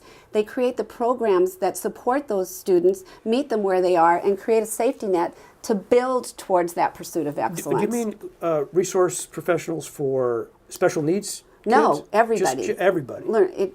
Teachers could go in and say, this student isn't engaged, could there be an issue? My daughter had a form of dyslexia. It was a learning specialist, but she had manufactured her own ways of reading slowly. The learning specialist figured it out for us in 3rd grade. She got some special glasses and the problem started reversing itself.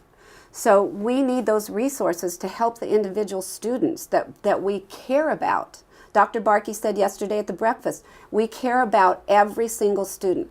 If we do, then we need to find those students that need our help socially and emotionally. We have built all the walls to try and keep out the shooters that we're so scared of. But inside our campuses are students who don't feel safe and connected. And that's a crime.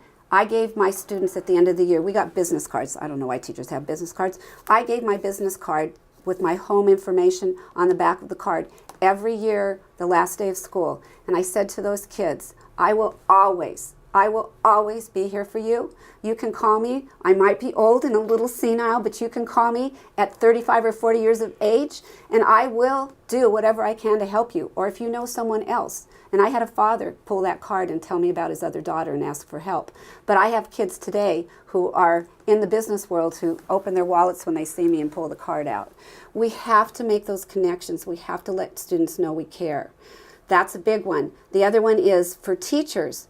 We have to stop this revolving door of campus site administrators. We've had 5 principals in 10 years at the high school. Teachers need to be able to understand the programs, ideas, goals, objectives of their leaders, of their administrators. They need to know there needs to be trust built so that the teachers can come to the administrator with any issues or problems or just questions about how to do something better. But when you have a new principal, 5 and 10 years, relationships aren't built. And that's sorely lacking. And I think comes from a lack of leadership at the district. If they can't find people who will stay on a campus longer than 2 or 3 years. At the district specifically, are you referring to the board or the superintendent? The board and the administration. I don't understand why they have such a problem keeping administrators. It's either, there was a philosophy a few years back that sort of permeated that level of administration. And it was said to me, because I had taken on some leadership roles, you need to get moving. If you stay in one position more than 3 years, you're killing your career. And that's not the Los Alamitos that I knew. I knew my kids' elementary school principal. She had been there for my nephew, who was 10 years older, when he was a student. People stayed here. Annie Allen, my principal at McAuliffe, who is now up for teacher, she's the California nominee for Middle School Principal of the Year. She's going to Washington, D.C. She is the most amazing, gifted, talented person. She's the one who would say to us, rush to the student who you see is hurting the most. Rush to that student and say something to that student every single day.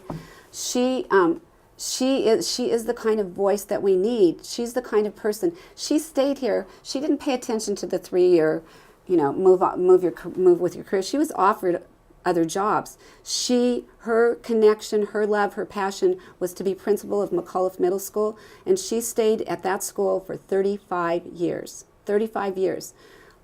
The parents had her. She was everybody's favorite teacher. We're family, and that's the community that we've had. This revolving door of principals, even at the elementary school, is not healthy for a campus. Okay. Sorry, is that a little... Are those your 3 I don't know if I said... Oh, so, okay, yeah. I think we got there. I think we get the point. And certainly it seems to be antithetical to the notion that all students are college bound, or that the vast majority of students ought to be college bound. And you're saying essentially we need to rush to those in need the most. That's what we need to be doing is not just those kids, because there are highly successful students we have, highly successful, that are still suffering from anxiety and depression because they never feel they're good enough. I'm taking 5 AP classes. Could I fit 6 in? We have to be conscious of the whole person, and we have to be in contact with parents. Parents need to have a voice in our community. What I would be, as a board member, I will build communication, collaboration, research, and teamwork. That's what I want, not just among the educators, but among the community. That's what I want. Okay. All right. Well, what we're going to have to do I know, at I'm this sorry. moment is beg our leave. But it's been a very interesting time and interview with you. I appreciate very John. much, and I understand now why you were Teacher of the Year in Los Alamitos Unified School District. And they brought you back, reeled you back in as a consultant even after that, and I can see now why. I love my kids. Yeah, we get that. Yeah, thank you. Okay, Marlys Davidson, candidate you. for Los Alamitos Unified School District. Thank you so much for Thank you sitting for in. the opportunity and getting And- me through my first interview. Well, Thank you. I can't believe it's your first. We'll be back again with another interview for candidates for Los Alamitos Unified School District, November 6th election.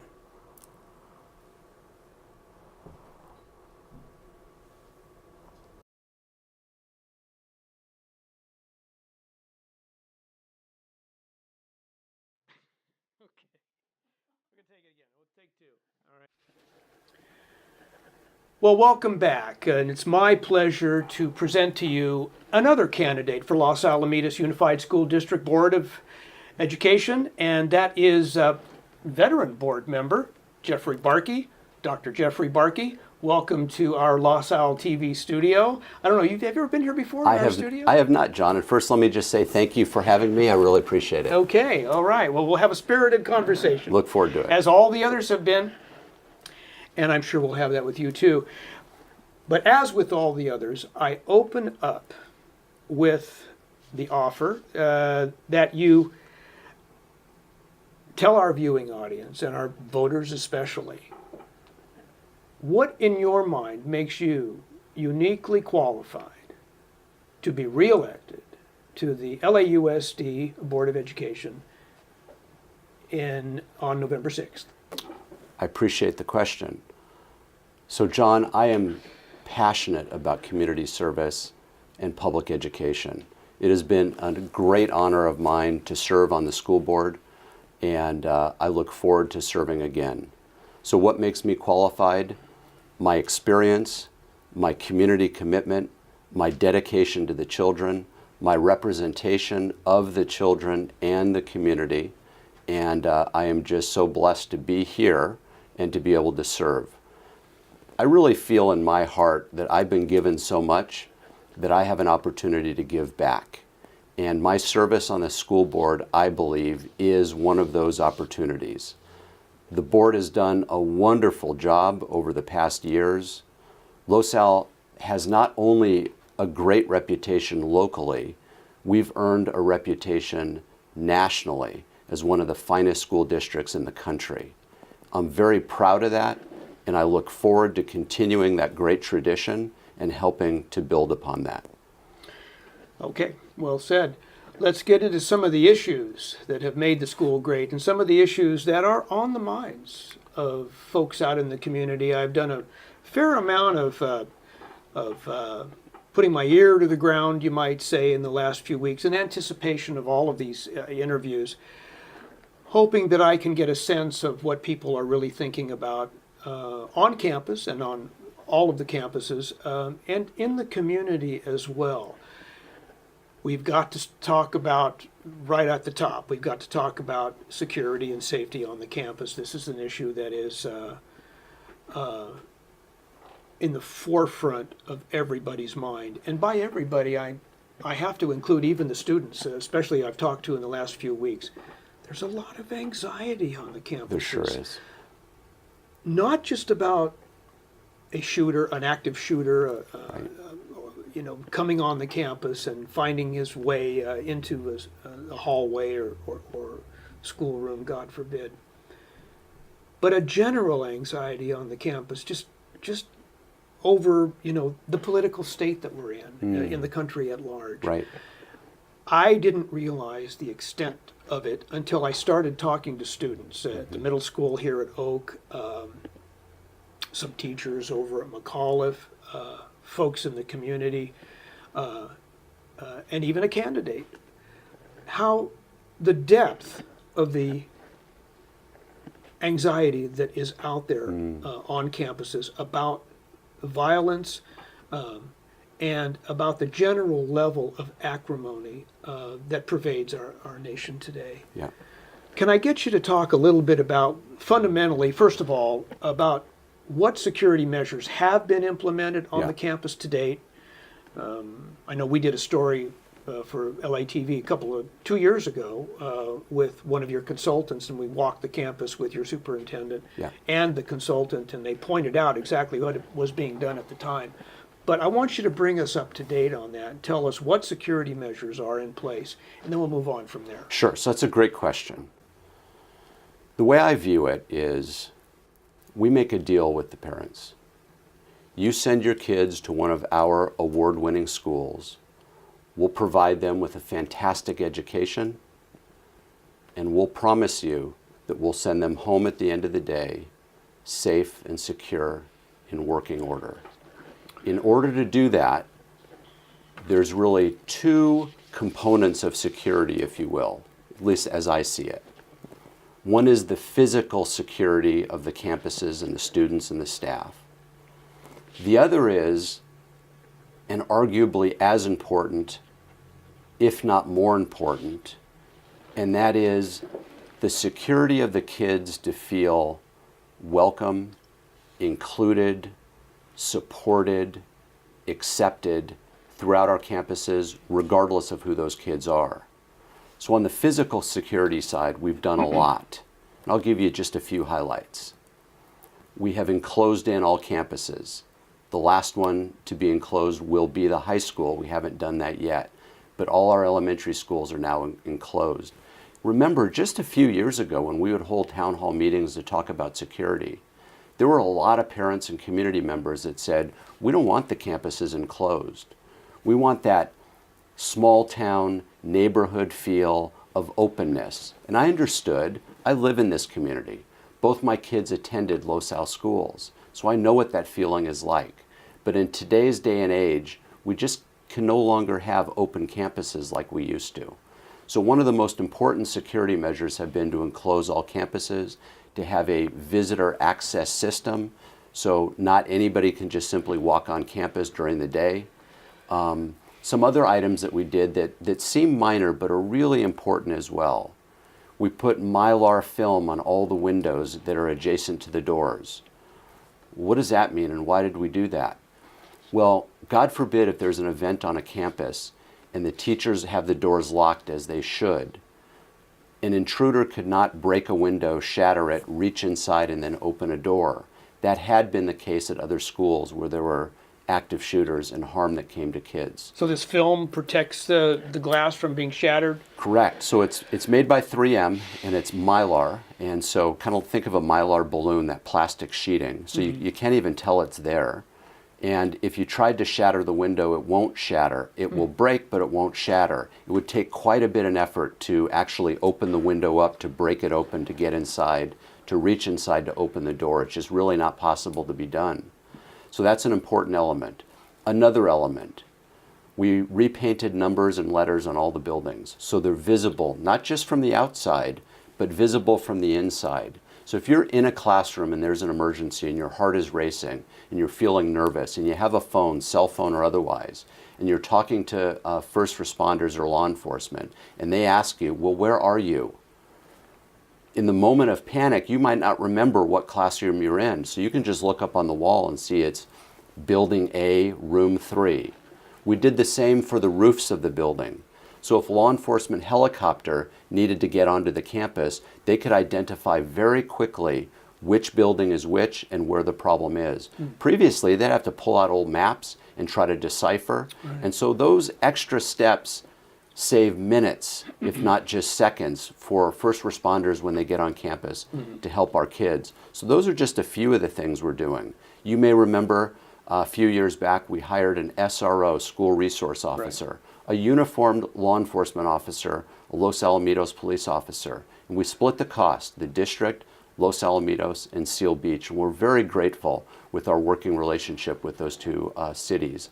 And so we have a full-time officer on campus. Is he committed to Los Al campus, or does he have to basically, is he a circuit rider? No, he's committed, and it's a she, and she's committed to Los Al campus. She will go from time to some of the other schools to help us with educational programs and so forth, but her full-time duty is to be on the Los Al campus, both from a security standpoint, but not just a security standpoint. She's a resource for the staff, a resource for the students, to feel comfortable going to a law enforcement officer to share what might be going on. And it's been a wonderful asset to have on our campus. Many of these things that you're talking about, they've implemented in many of the schools back east already, because so many of the shooter incidents tend to be back east. We haven't had a whole lot, San Bernardino and a few others out here recently, but they've had quite a few. In fact, there have been 24 shootings in which people have been killed or seriously injured on campuses across the country now. One for every week, in fact, more than one for every week in the period of 2018.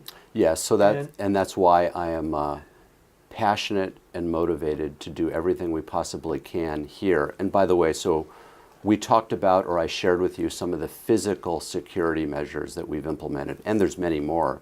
We could spend a whole hour just talking about that.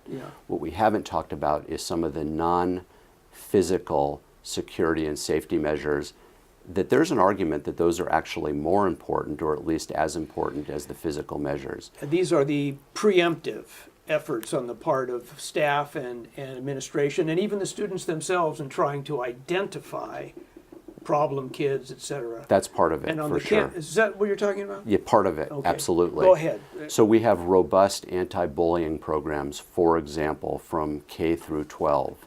And that's really important. It's part of our culture now that we teach and educate kids about the importance of accepting diversity and accepting each other, accepting people that may be different than the way you are.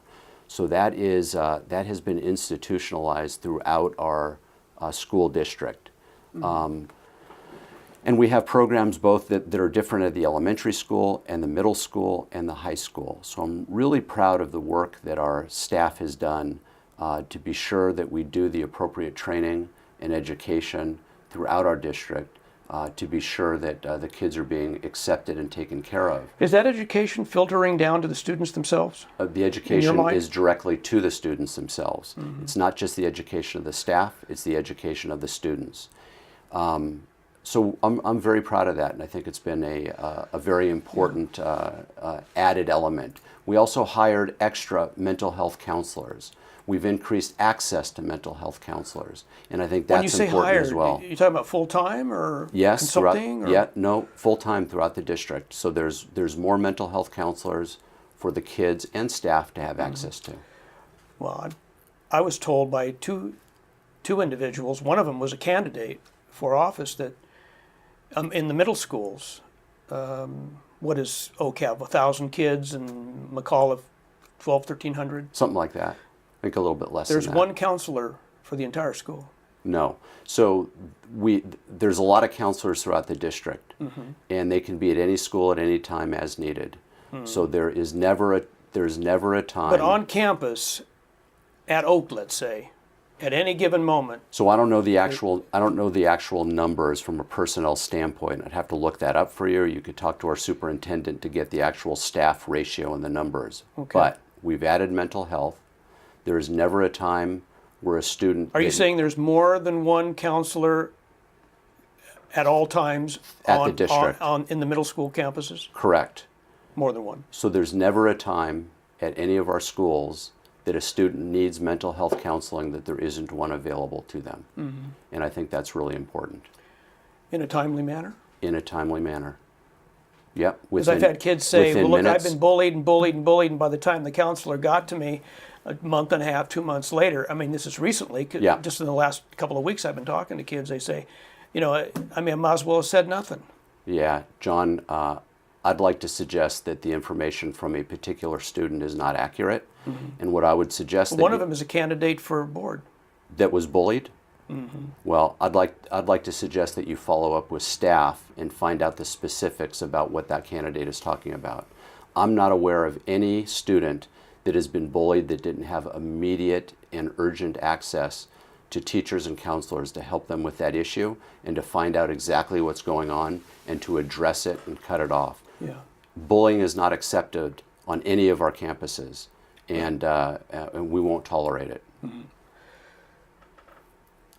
Are you aware that there is what some people describe as a vaping epidemic at Los Alamitos High School? So you mentioned that to me before, and I disagree with you. You describe it as an epidemic. I'd like you No, to... that's not my term. Okay. But people have characterized it. They've used that word. Well, I'd like to know what that definition of epidemic is. So there isn't an It's epidemic of widespread. vaping. It's in the classrooms, Yeah. is what they say.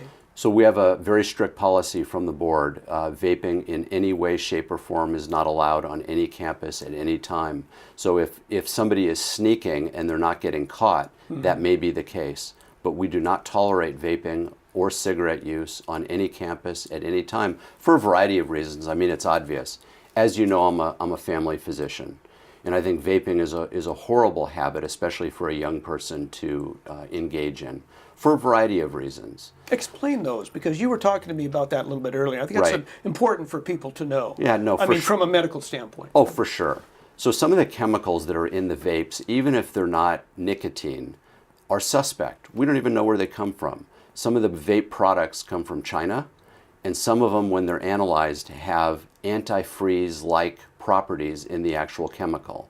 And that's just not healthy for a kid to be using and ingesting into their lungs. Not to mention that it sort of is a gateway, if you will. If it's easy for them to use a vape and purchase a vape, then what's next after that? And unfortunately, with the legalization of marijuana in California, I think it has created a permissibility of not just the marijuana, but other paraphernalia that goes along with that, like vaping. Yeah. And I think that's a shame. So a policy is one thing, and reality is sometimes another. Of course. Do you think, are you aware that there is vaping going on campus at the high school? Hey, we're a campus full of teenagers. So I don't know about you, but when I was a teenager, there was smoking in the bathrooms, right? People would light up cigarettes and try to get away with all kinds of things. Not me. Not you, and not me, by the way. But the nature of teenagers hasn't changed. So maybe it's no longer smoking, and maybe vaping is the prohibited product that they try to get away from. So there'll always be a little bit of that, but we try to educate. So we have parent and student education programs to teach them about the harm that can come as a result of vaping. And then we do the best we can to, when we see it, to shut it down and stop it and have consequences if they do So that. nobody's turning a blind eye, Oh, absolutely not. It's even in the important. classroom? Even in the classroom. Because that's where they're telling me they're doing it. I don't believe it. You I don't don't, believe it for a okay. minute. You don't believe it. I can't imagine that there's a teacher that knowingly allows that to go on in the classroom. Well, I'm not saying that the teacher is even aware of it. I mean, some of the techniques that they have, like blowing it into their shirt or up their sleeve, I mean, it's absolutely diabolical. You know, But- teenagers will be teenagers, and I'm sure some of them get away with things that we're not aware of. Mostly hyperbole, you're saying? To call it an epidemic, which is the word you used, Yeah. you said somebody described it as that, Yeah. or to even describe it as widespread, I don't think that's accurate. Okay. All right. On to very important issues. Yes, sir. I'm trying to gauge my words because I want this to be understood not as a challenge, Yes. but as a concern. I've been hearing among some teachers, and I have known teachers and have teachers in my family, formerly in the Los Alamitos Unified School District, that they do not have access to higher authority dissuaded strongly from attempting to go directly to the board with issues and concerns about their classroom, their lack of support in one area or another, developments that may crop up, that they have been dissuaded from going directly to the board, and that further, that the board in the last 5 or 10 years has receded into a, what I believe they feel is a bureaucratic position, and not hands-on. Lack of hands-on is the phrase that they use. That the board has not been present, does not know what's going on in the classroom, and has relied on the visuals, the eyes and the ears of the superintendent and staff for information regarding what's happening at the ground level on campuses in the Los Alamitos Unified School District. And it ranges from the high school, but all the way down to the grammar school. Sure. Can you respond to that for me? Absolutely. So let's remember we have almost 10,000 students in the Los Alamitos Unified School District, and somewhere just shy of 1,000 employees in the district as well. It's a nice sized district. I suspect that what you're articulating is the opinion of a very small number of people. So I know every board member is present on every campus. So I know, for example, for myself, I do walkthroughs, and I try to walk through every school at least once a year. That's always been my policy.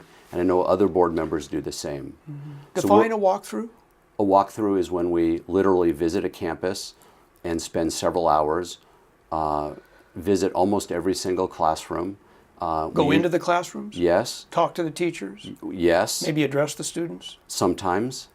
Okay. We're also present at school events, back to school nights, open houses, performances, athletic events, etc. As a matter of fact, at a recent school board association meeting, we were kidded by some of the other board members that couldn't believe how involved we are in the details of our school. That's not the norm, but that is the norm for Los Alamitos Unified. So I'm very proud of the efforts that my board has made to not be what you're describing, and I think describing inaccurately, that we're bureaucrats locked away. We are anything but. And by the way, my email and cell phone number are public. So whether it's a student, a teacher, or administrator, I can be reached anytime, and I'm very quick to respond if somebody emails me. So if a student were to, let's take the vaping thing, okay? Sure. You say there's a policy against it. You say No, I don't say there is. there is. There's a Okay. very strong Okay. policy against it. You say it's not a epidemic. You say it's not even actively being done in the classrooms. Maybe they get away with it once or twice, but you say it's not happening all the time. What if a student called you and said, hey, I know it's happening all the time. It happens every day in my classroom. I'd meet with the student or Well, talk to them on the phone. one-on-one? Of course I would. You wouldn't have to go through the superintendent to do it? Not at all. No, we hire the superintendent. We set the policy and vision for the district, and then hold the superintendent accountable to follow the board's policy. I've met with teachers and I've met with students. So if a student had that concern and they emailed me directly, I'd be happy to meet with them privately and confidentially, and then I would look into their concern. Would you be willing to offer that phone number at this time? I'd be happy to, except there's more people watching this than just our community of students and True. teachers and community. But if you go to the district website, my email is public, and if somebody emails me, I'm happy to call them and share with them my perspective and hear their perspective as well. So I view myself as a hands-on person. I'm a physician, so I treat my job as a doctor and my role as a community leader very seriously and very actively. Obviously, and to our credit as a community, the Los Alamitos Unified School District has a proud placement record. We were just talking about it before going on camera. 90% of students get placed at some level of college, either advanced campus, but some level of secondary education, they move on. Yes, That's a pretty good record. it is. School district puts a lot of time and effort into making sure that especially gifted kids receive AP honors classes and are prepared for college to move on and succeed in those upper levels of secondary education. So, right?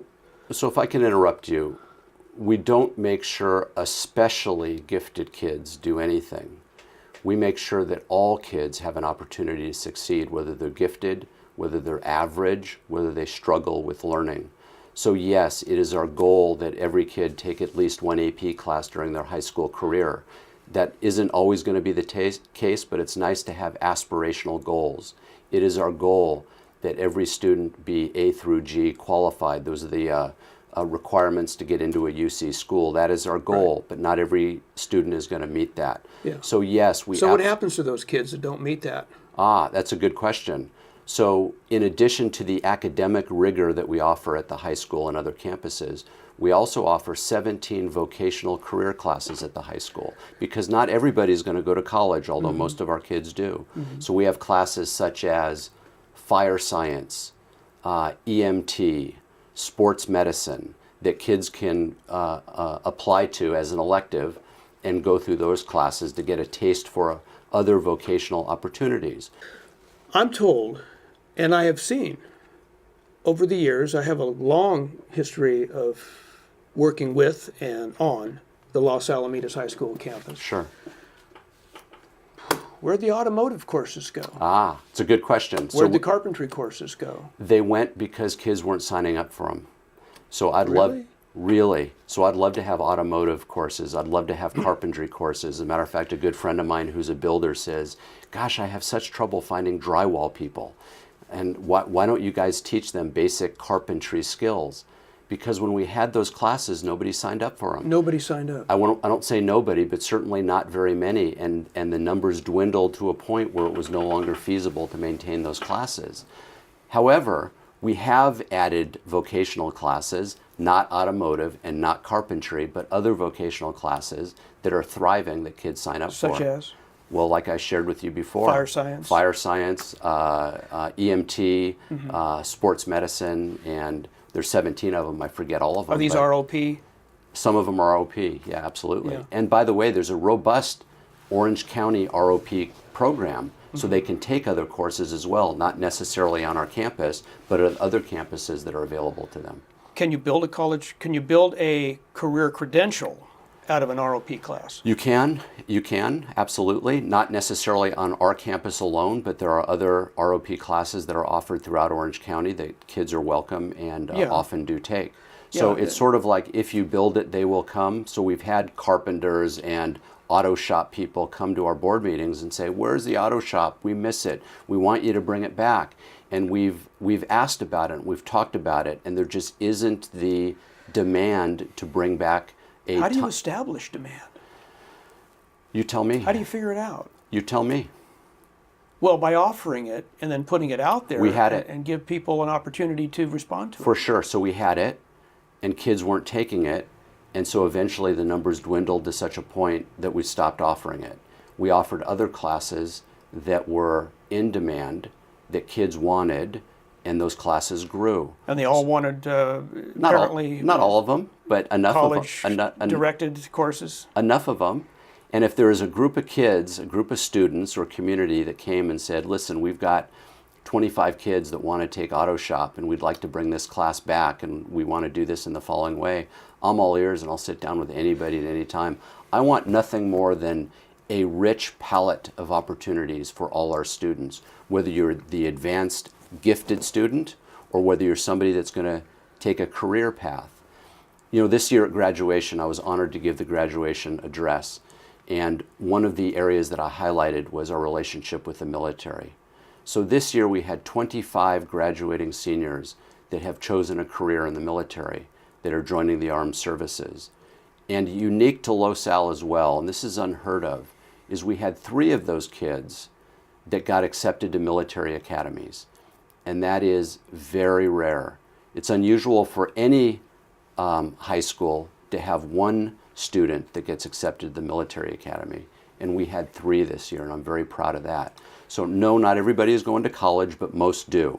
We offer a rich array of vocational classes for kids to take, and we want to be sure that every student has a variety to choose from with their parents to pick what's best for them in their future. Let's say a kid wanted to, get into the very lucrative field now, plumbing. Sure. Are there plumbing classes at LaSalle I don't know High? that we have plumbing classes, but there are ROP plumbing classes that they could certainly take. I have a good friend that Are they lives- typically off campus? Sure. I have a good friend that lives around the corner, and the father's an electrician. He didn't go to college. He went to work for his dad, and now he's taking classes at the local junior college to get his whatever the electrician credentials are. And he is working hard and being successful and having a wonderful opportunity Yeah. in a maybe atypical path for some of our LaSalle students, most of which, 90+%, go on to post-secondary education. You don't think the district has a policy of pushing a little too hard at driving kids to go on to post-secondary education, taking more and more AP classes? Kids are pretty stressed out there. They tell me all the time, man, I don't know if I can handle it. I don't remember in high school being stressed out about school. I mean, it was rigorous, and I went to a Jesuit Catholic high school. Sure. So it wasn't easy, but I don't remember being stressed out. Right. These kids are in many cases anxious, overworked, and admittedly, maybe they're taking on too much. Maybe they're in choir also and all these extracurriculars because somebody said, and rightly, in many cases, the more extracurricular classes you take, the more likelihood you'll be accepted, not just based on your academic, grade point average, but also on these additional extracurricular classes. So there's logic behind it, but you think maybe you're pushing too hard?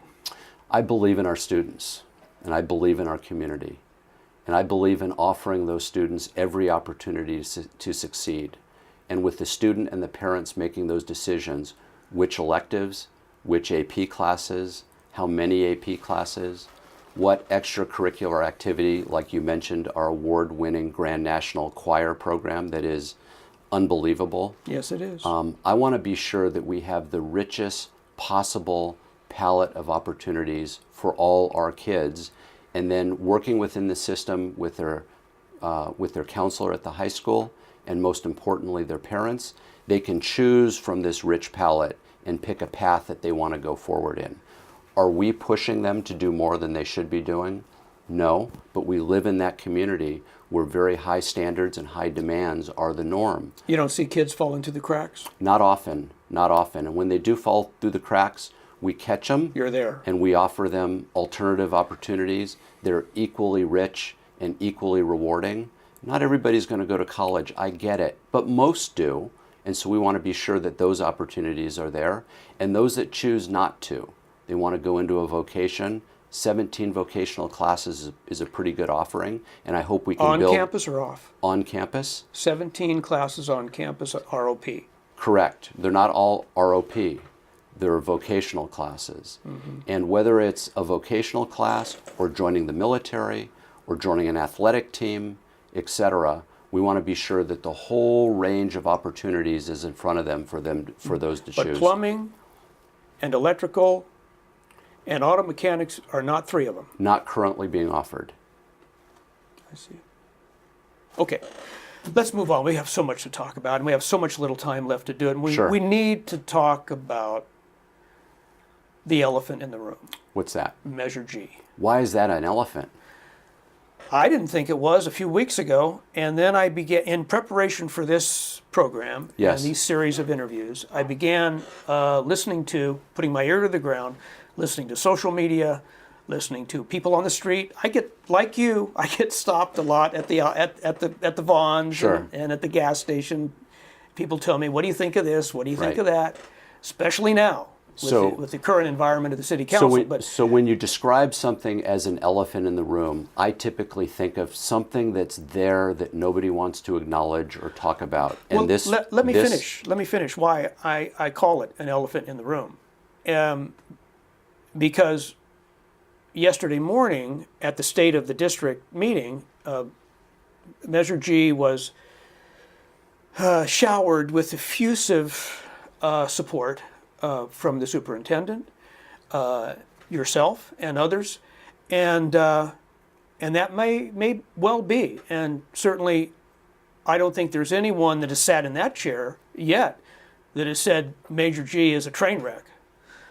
Because it's not. Because it's not. But However, ultimately the voters will decide that. Yeah, but that's why we're here, to Sure. talk about it. Great. So what people are saying in social media is that, well, they're saying a couple of things. Let me just tick them off for you, and then you can respond to them if you would. Absolutely. I absolutely want to hear what you have to say about this. And they do too. They say, in the social media out there, and when I say they say on Facebook, I track Nextdoor, for example, a lot of chatter there and elsewhere too. But the word is that, well, okay, we just had Measure K 10 years ago. Now, just is, relative. Right. But a major modernization of a school district, is it supposed to happen every 10 years? Okay. Is what they're saying. And if it is going to, let's clarify that first, and then you can go on. well, let me finish. Then I'll let you answer whole. The whole high thing. school was not modernized with Measure K. Yeah, I know. But they say, there were some things that were incorporated at the high school, but mostly I get that it was the other campuses that had the priority. And now the high school, and we've run short of that $126 million that was Measure K 10 years ago. And now we need another $97 million for a second bond floated to rebuild elements of the high school. Primarily, the high school is what it addresses primarily. Sure, I that's understand. right. And I think folks out there get that too. Yeah. But what they don't get is why ballot measure G, this measure right here, Yeah.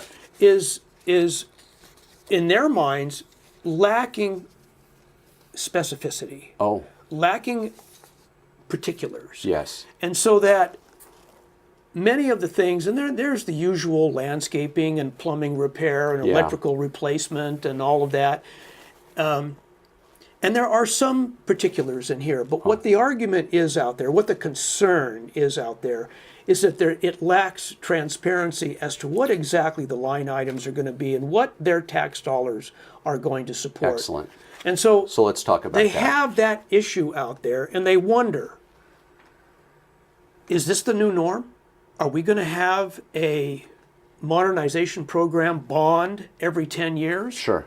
And so these are the worries out there, and I'm asking you to address them. So, John, your question suggests that you agree with them and that you're not supporting it. And No, so I'm not for or against Measure G. And I know, for example, because I have friends in the teaching profession that say the science labs at the high school are in pathetic condition and they Correct. need to be upgraded. Yeah, so let's talk about So G. I'm not.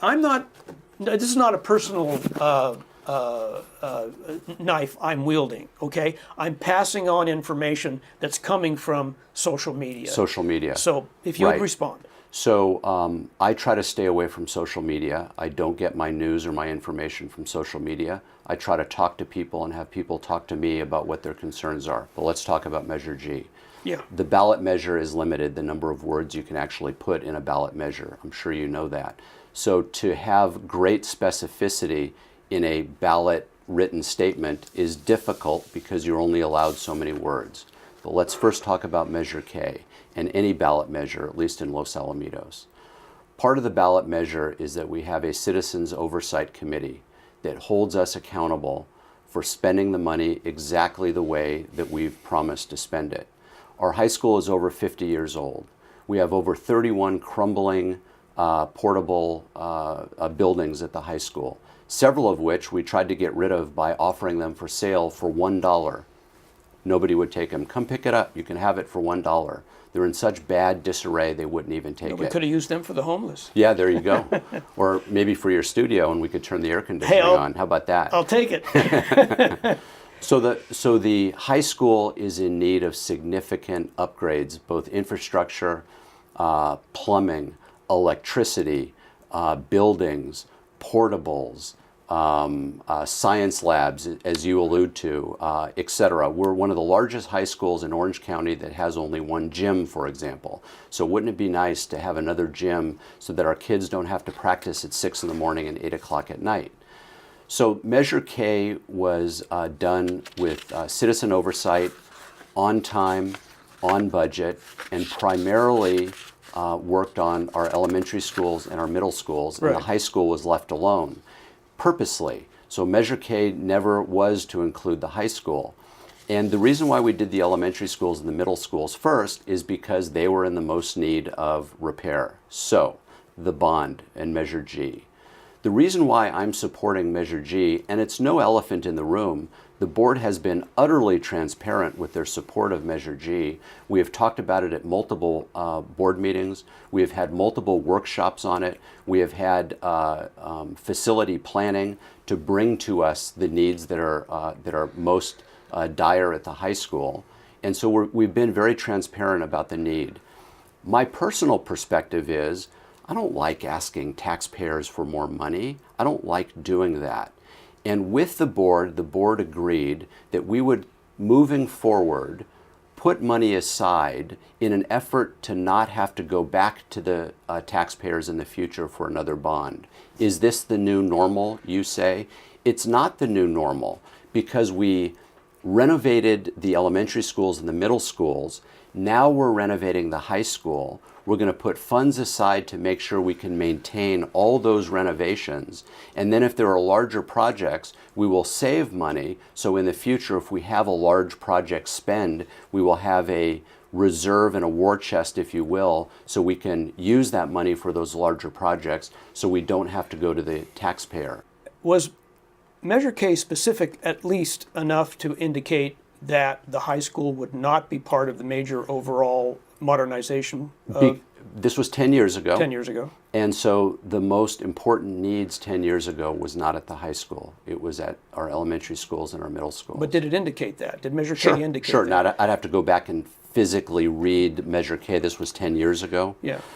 I don't know about you, Well, but I believe can... me, people have. Okay, fair and they've enough. compared Measure G to Measure K. Yeah.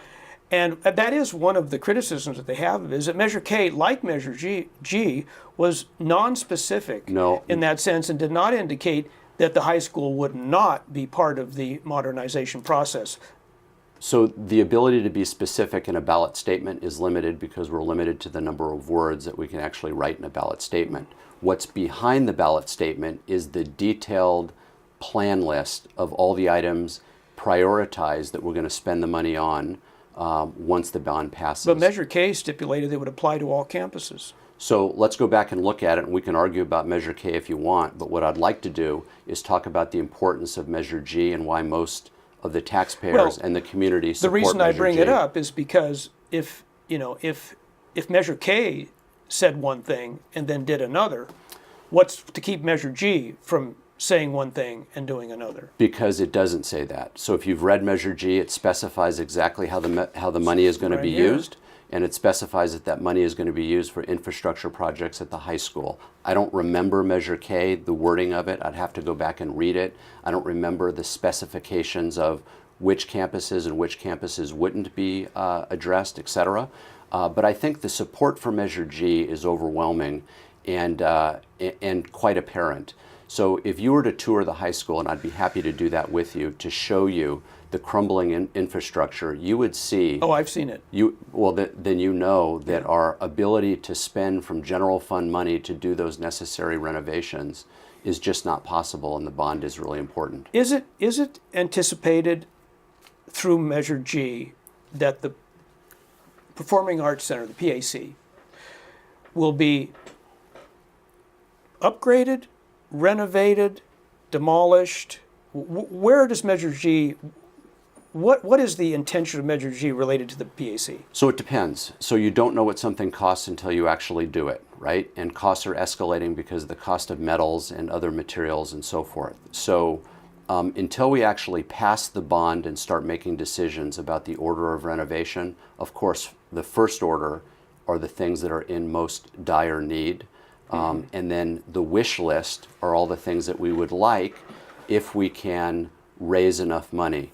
So there are also matching funds from the states that may be available to us to match the funds that we are spending that could take our $96 million and piggyback on top of that so we can do more than just the bond itself allows us to do. So we've got a priority list that we'll start going through once the bond passes to start doing the construction and prioritizing the list of items to accomplish. So you won't know if you're going to demolish the PAC until you get there. That's right. And the bond will have to be passed first, not knowing. In a perfect world, with all our performing arts programs that we have, I would love to be able to give them a brand new PAC. It would be wonderful community item and event that we can all share, and it would be fantastic. I don't know that we'll be able to do that. It will just depend. That's on our wish list. It may be that we'll just upgrade and renovate it, but we'll just have to see. Is the building deficient in some way? Sure, in many ways. It's too small, for one. If you've ever been in there, it's very awkward. It's sort of tiered, so people that are sitting in the back actually can't see very well. I've been in there many times. I've recorded in there. Yeah, and the sound system is not very good. Well, that's an easy fix. Yeah, for sure. So it's deficient in a lot of ways. So, for example, the choir program now sometimes has to do 2 and 3 performances a day in order to get all the people that want to see the choir in there to enjoy their performance. So a larger facility would benefit all our programs to a great extent. Okay. Well, I'm just passing it along. What I hear out there, and you may discount social media, but they're real people with real concerns. Yes, they are, and I would strongly encourage you to talk to some of the people that are supporters of the bond and listen to them as well. Well, they're on social media too. And understand the reasons why most of the community that I'm talking to is overwhelmingly supportive of the bond measure because they believe in the children, they believe in education, and they know that funds are required to do many of the things that we want to do. Our funds, as you may know, from Sacramento are very limited. So California is funded somewhere around the 46 out of 50 states in funding. So our funding relative to other states is very low. Now, I'm not making excuses. We do a wonderful job. And yet it's 60% of our state budget. I know, right? So I'm not making excuses. We do a wonderful job with what we have educating our students, and I'm very proud of that. But we can't do everything. And we don't get funds from the state or the federal government for renovation of campuses and so forth. So it's up to us, the board, the taxpayers, and the community to make those decisions. And I think this is the right decision, and I think the community will agree. Okay. Dr. Jeffrey Barke, I'll give you the last word because we're out of time. All right. We could go on. I would love to have a future conversation with you, have you exclusively on a backstory. Anytime. Well, you would come? Anytime, John. Okay. This is my passion. Y'all heard that. This is my passion, Okay. and this is one of my callings, and I'll sit down with you anytime, anywhere, and Okay. talk about any school-related issue. All right, let's talk about it after November 6th. You got it. Otherwise, it's a moot point. All right. Okay. All right. Well, I want to thank Jeffrey Barke for this moment Discussion. under the hot lights. It is hot in here, actually. Yeah, it is very hot here today in more ways than one. But we'll be moving on to the next candidate interview, and that will round out our 5 candidates for Los Alamitos Unified School District Board. And we hope you stick it out with us because they all have very important things to say about the future of our school district, our kids, and our country. Thank you, John. All right. Appreciate it. Thank you.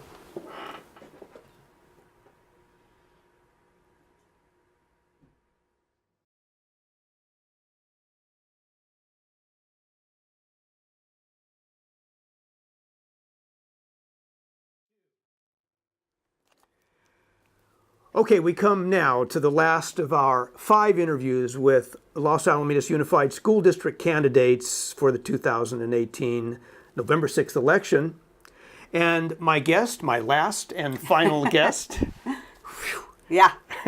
is Diana Hill. Welcome to our humble little studio here Thank at you very Los Al much. TV. Thank you for having me. Diana, you're no stranger to the district. You've been around. You've been a board member now for 8 years. That is correct. Okay, not quite the longest board member. I'm the but most junior board member. most junior. I am the most junior board member. Okay, so you're the youngster over there. I huh? am. Okay, all right. And you also are past president of LAEF, the Los Alamitos Education Fund, a very important component of financial fundraising for Los Alamitos Correct. High School in particular, but also the other campuses as well, right? It's for the whole district. It see. really does focus on the whole district. LAIF focuses, that's the one body that helps our whole district and has done a lot of work with STEAM and a lot of other things throughout our campus. So Right. campuses. Not the president anymore, but still very active, I understand. Well, I have, they have a King and Queen of Hearts, and I've been their Queen of Hearts candidate before. I think I've seen you at the fundraiser, and so I've done that. And but being on the board, I can't take a position on that board any longer. But it's something very close to my heart.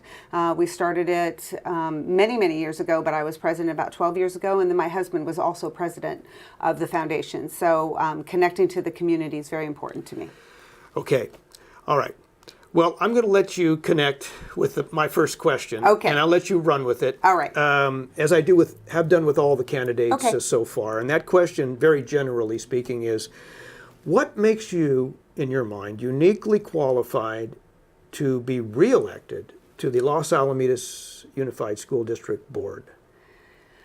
I think a passion for public education. Public education to me is one of the most important things that we do in this country. Also a passion for our community and our district. We being my husband and I, moved to this district as Randy. Don't say his name. Randy, as many, many people do for the schools. That is why we moved into this community. And it has given my children, both of them went from kindergarten all the way through high school, an incredible launching pad for their lives, and they're very successful adults in many different ways. I don't just mean their jobs, I mean who they are as individuals, who they are as whole people, because the whole student is very important to us. I also think I'm very qualified because I've lived in this community for a long time. I have had children who have completely gone through the district. I have been part of very attached to the community, whether it's through LAIF, or we're going to talk about Measure K back in the day, or I'm a board member of Pathways to Independence. I've just done a lot of things within our community, booster clubs and a variety of different things. So I know our community really, really well. Does having kids in the district going through the grades up through K through 12, is that important? I mean, to getting insight into how the district works, how the district should work? I think that it's very helpful. I don't think it's necessary.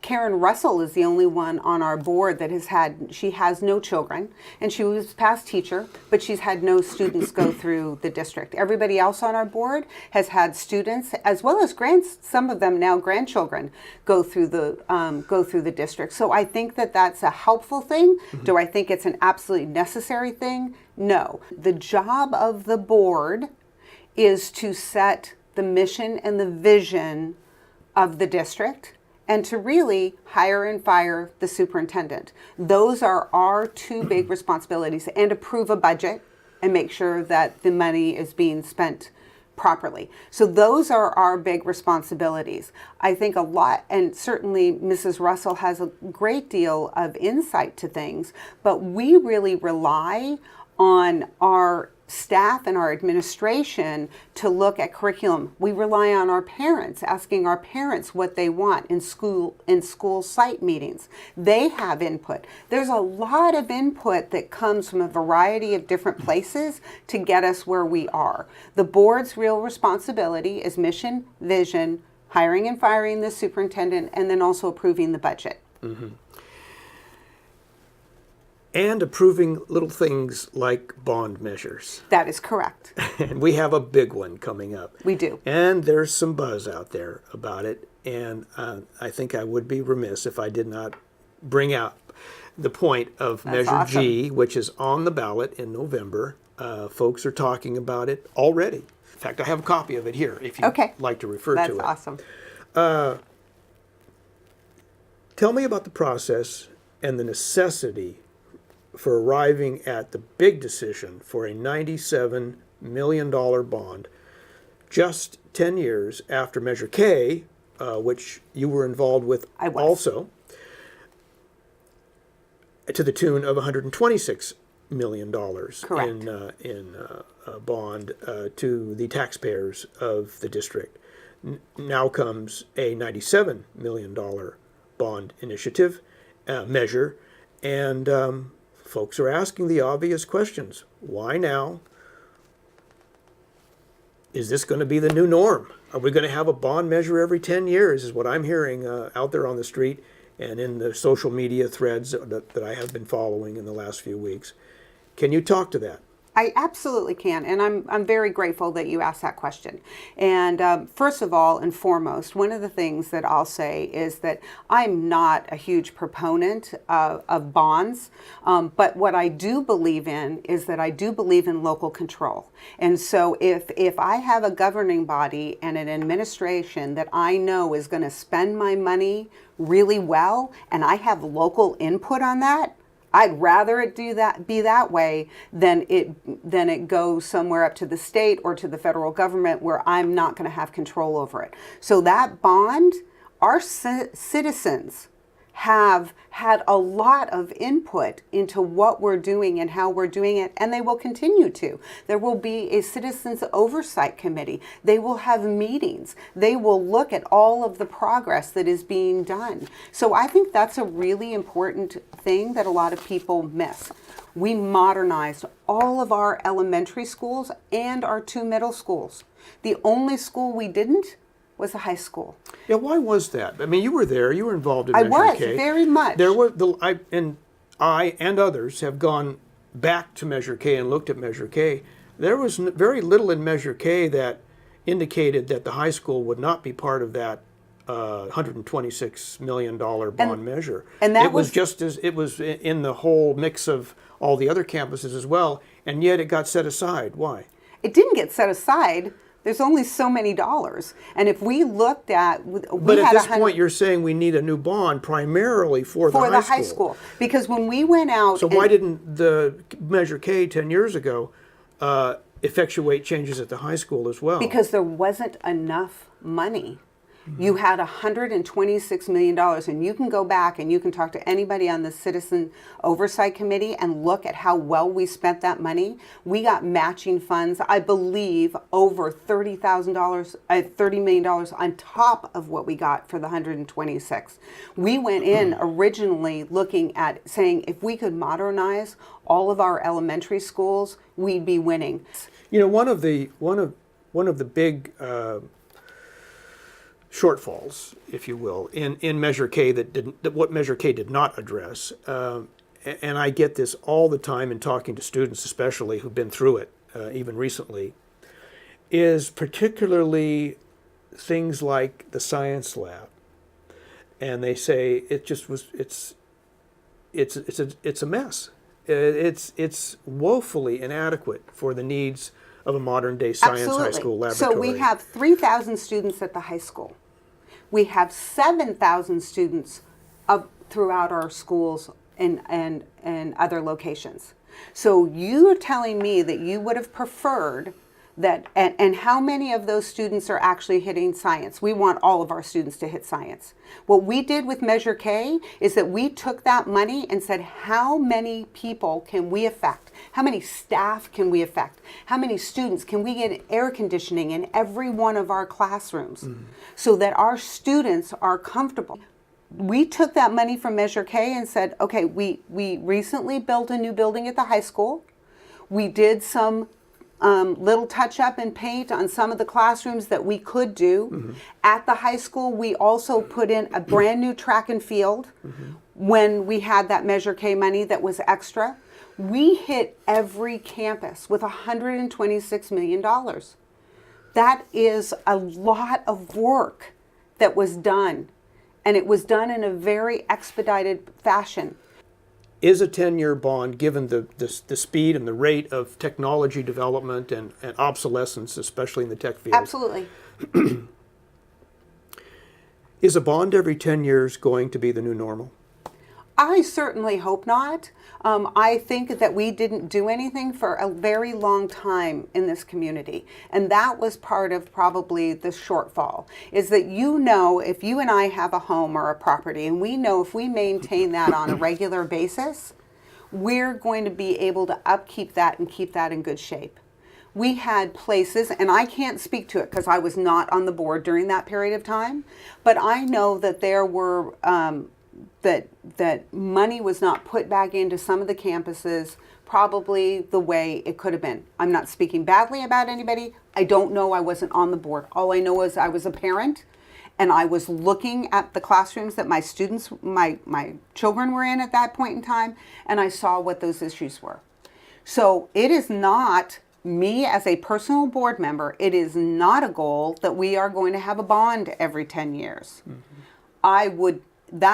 And one of the things that we're doing as a board is that we're saying we want to take a specific amount of money every year, and we want to put it aside for maintenance, and we want to put it aside for any upgrades that we need to have as it comes into the future. A set-aside fund. Exactly. Was that done for Measure K? Maintenance that was part of Measure K bond. Measure K bond said that there needed to be a certain amount that was, and you can't put that in the bond language, but the understanding was with the board that we would maintain these facilities as we had improved them, that we would maintain them. And if you look back at this board and what we've done, we have stayed very, very true to that. Just now regarding Measure G. Yes. Yeah, it's a lot of money. It's a lot of money. Will any of that $96 million actually, at the end of the bond maturity, it'll be $209 million that the community, the taxpayers will have spent Correct. over a period of 30 years? I think it's Yes. a 30-year bond. $209 million will be drawn out of people's property taxes, essentially.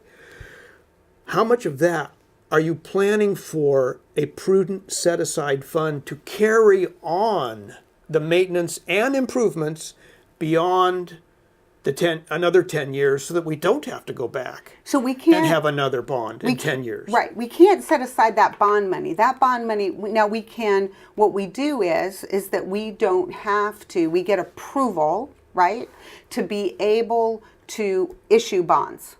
So let's say we get the work done with 70 million, right? And so we have $26 million worth of bonds we don't issue. And we've done that in the past. We don't issue, right? We don't have to issue because we got the work done with 70. Mm-hmm. Then that we could go to at some other point in time. It's not like you get a bucket of money. It doesn't work that way. You don't get all the money at the same time. Because That's the money free trickles money. in. It doesn't come in. It doesn't come as a in at bucket, all one like time. You said. And being able to get that matching funds, being able to do projects quickly and be ready, we're already looking forward to what projects can we put into place right away so we can get those matching funds, because that's money that our taxpayers won't pay for directly. It'll come from Sacramento. We all still pay for it one way or the other, right? Mm-hmm. But it's money that won't be attached directly to their properties. Okay. Anyway, you fiscally add it up, it's a lot of money to be managed. Correct. And as you mentioned earlier, there is an oversight committee. I think in the ballot they refer to it It's a bond as an oversight Independent Citizens Oversight Committee. Correct. For all of you that want to take a look at the ballot measure when it does come out. This oversight committee, I'm curious. It indicates in here, it stipulates that that among the members must be Right. a member of a taxpayer association, a member of a business organization, a member of a senior citizen organization, and that no employees or vendors of the district can be on that oversight That committee. is correct. I chaired that committee with Measure K until I got on the board. I was the chair. Oh, I see. Okay. So who picks that committee? We go out to the community. Who's we? The district will go out to the community. The district? The district. It's the district's responsibility. Yes, it's the So district's. that's Sherry Kropp, the superintendent. It would be probably And more her go to the staff? CBO, yes. And they go out to the community and they open it up. If anybody wants to be on that committee, all they have to do is let us know. We are happy to be able to interview them, look at that process, and then that committee is put together. They only... Well, is it an open vote process? I mean, is that voting process transparent? Is the community able to see how everybody votes and who they vote for? I'm not sure that they can see who is voted for. It's not. I was on the other end, so I will tell you that I don't know how I got chosen. I know I went through an interview process, and then I was chosen to be the chair. So will there be a general call out to the community to participate in this process as a volunteer member of this committee? Absolutely. Oversight committee? Absolutely. Okay, all right. Well, very important to the community. People are already chafing a little bit at it online and social media and saying that, look, that's going to be $340 out of my pocket, additional in my property taxes every year. That's a big piece of my property tax. That's a big bump. But I would also say that when you have the #1 school district in the county and people move to this, as we have talked about, my husband is a broker in the area. Mm-hmm. I know what people do to get into this community because of the schools. Mm-hmm. I know how their property values are much higher than there are in other areas. Well, that's what they're paying for. Yeah. That's what they're paying forward. Well, okay, partly. But if you're in the real estate, you know what the real estate people say: location, location, location. We're right between two major thoroughfare freeways, and so there are other factors too besides the school district. But absolutely, certainly the school district is a big factor for a lot of people. It is a big factor for a lot of people. But those same families that are moving in, especially more recently, their assessed valuation on their property taxes is going to be relatively higher than people who lived here for 30 years. That's correct. And certainly more than the senior citizens that are in the area. That's correct. And they're going to be hit the hardest. And even by Sherry Crop's own calculations, over $300 per assessed valuation for the average taxpayer. And they will be it's a serious the ones, decision on the part of the voters on absolutely. November 6th. And they will be the ones that will be using the schools more often, and they are also our community assets. And I go back to that. Okay. If you look at how often our schools are used as community assets for kids to practice on, for games to happen on, if you look at all of those things, that's a really important for open green space in our communities.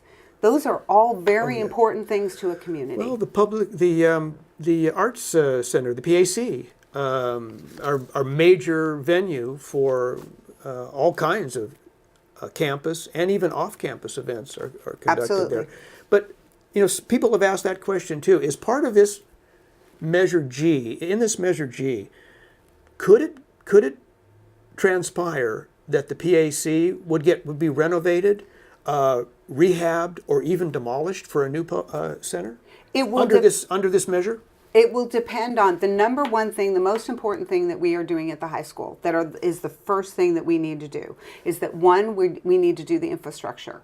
At the high school, you realize that if something electrical happens in one room and the electricity has to be turned off, the whole high school has to be turned off. There are not panels for individual buildings. Subpanels. The whole high school has to be turned off. There aren't subpanels for each building? There are not.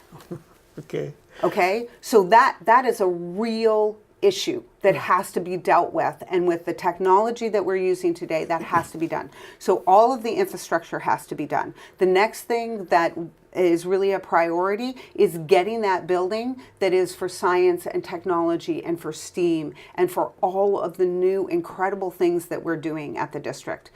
So that has to be done. Once that is done, and looking at how well we can manage the money, how well we can get matching funds, what other things we will do. I really do. I challenge people to go back and look at Measure K and look at what we first said we would do with Measure K and how many more sites we hit, how many more things we did, because the money was exceptionally well managed. The funds were matched. We used state funds. So you can't do that. We can't just say we want a science and technology building, so the state of California give us $50 million. They're not going to do that. They're going to say, you spend this amount of money and then we'll give you some money back. So there may be some leverage in the bond in getting matching money from the state. Absolutely. And so the better that we can do that and the faster that we can do that, the more that we can do and get done. But one last question, then we're going to have to move on. That would be a really great thing. This half hour isn't just about Measure G. Good. But people have taken your challenge, and they have gone back and looked at Measure K 10 years ago, 126 million bond, and then looked at Measure G proposed now on November 6th for $97 million, and have said both of these documents are suspiciously, in their minds, similar in that they are essentially pretty vague. They don't identify specifically specific projects or specific infrastructure improvements. And in that sense, people are a little skitsy about another bond that is of a general and non-specific nature that only in the minds of the board members and probably the superintendent know precisely, and some other staff members, exactly where that money is going to go. But it's not being percolated down through the ballot measure itself, which is essentially very broad. Well, and you realize that that's a very limited document. Yeah, there's only so much you can put in There's there. only so much that you can put in there. And that if we also say very specific things and then we want to go broader and be able to do things and have that flexibility, we don't have that. We're very clear in that measure that it is for infrastructure at the high school. We're very clear in that measure that we want to do some additional things at our elementary school. We're very clear in that measure that we need to have a building for STEM and all of those things. If we get all of those things done and additional matching funds, we'll just keep adding the projects to make the very best that we can possibly make. Yeah. I'm sorry, but I'm not sorry. I stand on what we did with Measure K. I stand on how well we spent that money and how many projects and how many additional projects we got done that could have never been taken into consideration because of the way we managed the money, the way that we used matching funds, and the way that we worked with partners to get that done. Okay, all right. Enough said on Measure Thank you. G. We have to move on. And certainly another issue that is maybe even just as important as Measure G, as taking money out of taxpayers' pockets, property owners' pockets for Measure It's G. investing in their assets. Gotcha. And let's hope the science labs are in there somewhere if it gets passed. That's what the building is for. Okay, all right. But moving on from Measure G, another issue that's of tantamount importance to parents, certainly. And as it turns out, students themselves, as I gather when I survey student population over there and talk to kids that come through the studio here and are out here in the middle school, I see them all the time and talk to them. So I've been out there listening very attentively. They're scared. The kids are scared. I know the parents are. Yep. Every time they drop their kids off at school. Right. I've talked to some of them too. Right. What's going on in this country is something I don't understand. I don't know if you do or not, but I don't understand a shooting a week on campuses in the United States. Every week, 24 shootings through the month of May. And of course, school gets out in June. But while school is in session, 24 shootings, more than one for every week. On some campus in the United States, some child is shot dead or wounded seriously by a shooter. And not only students, also staff. It's a very important issue. So let's talk nuts and bolts of security. Okay. What has the board come up with? What is the approach of the board toward security on campuses, at all the campuses, and at the high school? Well, and I think that security runs a lot farther than just putting up fences. Sure. So we have put up fences. We're in the middle of putting in a security system. We have a small security system at the high school that will increase. It's our largest campus. We also are putting in a video security system down at McGaw. It will be connected to the police station. We have a great relationship with them. So those are a couple of the physical things. We also are at a place where we are, and I would make an appeal to every parent out there. We ask everybody who comes on our campus to go into the office and to make sure that they're identified. And I know that it may be a little inconvenient and you just want to drop this off, or you're running late to work in so-and-so's classroom. But please, please, we ask our staff to do that. We ask anybody who comes on campus. We have a great security system so we can swipe everybody in and swipe them in quickly. They can wear cards that identify them to anybody else. That's one of the most important things that parents can do, is make sure that they take the time to be identified when they come on to the campus. So then we know if there's somebody on campus who's not identified, we can instantaneously tell that there's an issue. So we're doing that at all of our campuses. We're doing fencing, but we're doing a lot more than that as well. It's also really important, the mental health of our students. It's important for us to watch social media. And if any, we have systems in place and are getting even more robust systems in place. And I'm not a techie person, so I can't give you the nuts and bolts. If you want them, call Mr. Sopranos, call Dan Bennett. They will give you that. Call Chris Vlasic. He's the first one that people should call to ask what is going on with safety. We have these technologies where we are seeing if somebody is making a threat. We say, see something, say something. If somebody says of something, says What do they something, do if they see something and they want to say something? What do they do? we have numbers that they can text. We have numbers that they can call that are monitored 24 hours a day. Are they? That's Is there a hotline? There is a hotline. Can you give me that number? I don't know it off of the top of my head, but I'm sure we can get it to you. We have That those systems. hotline is operational right now. Yes. Melissa Davis is the one that will get those calls. We have those systems in place. We message that we have those things. We message that we have them to parents and to staff. We do that on a consistent basis. This is a large community. And so if you look at the newspaper, we have a committee that does nothing but safety.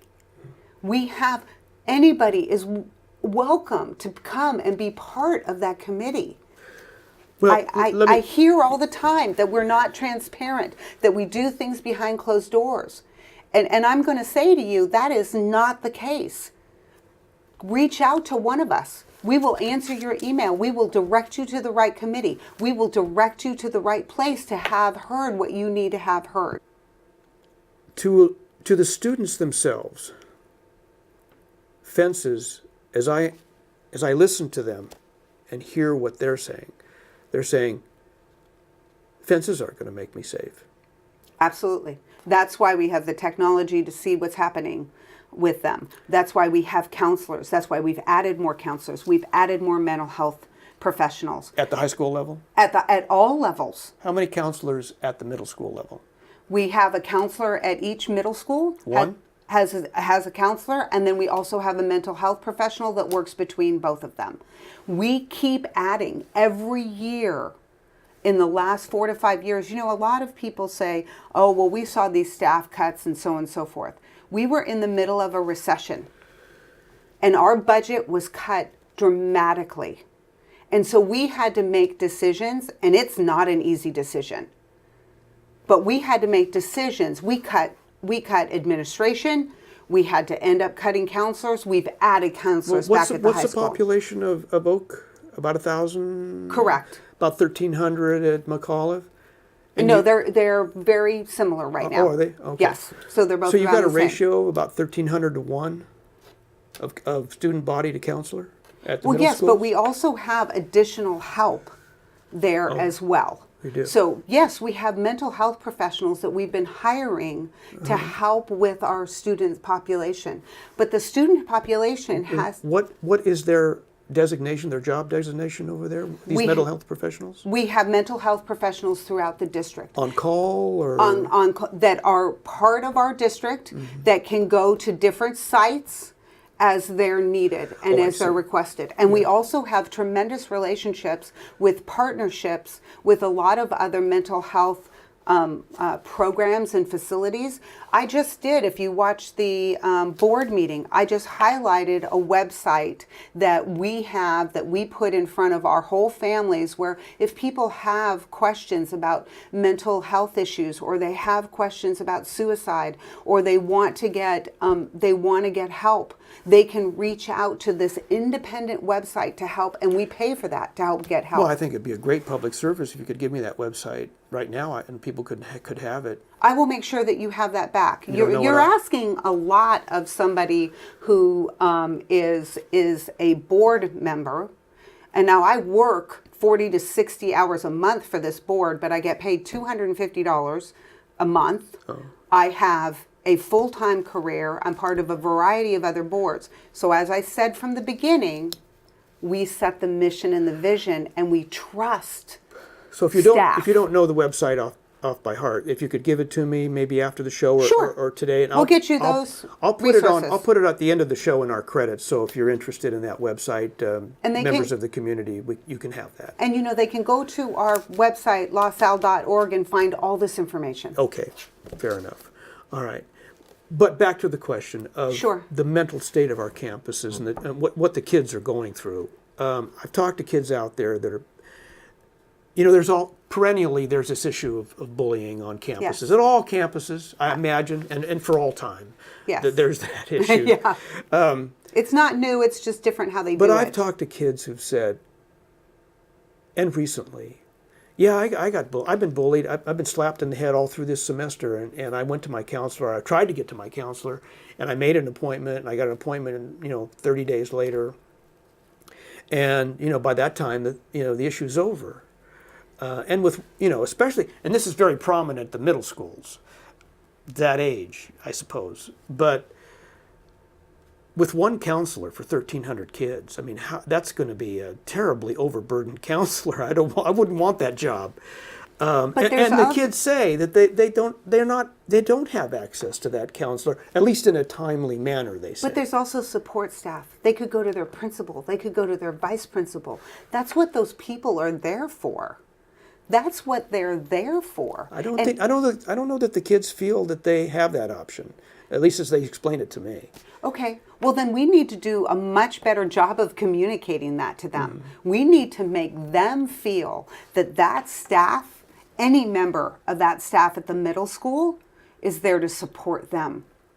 Yeah. Any member. I recently talked to a counselor at the high school who told me about a student who came in who was going through some difficult times and the resources that they could give them.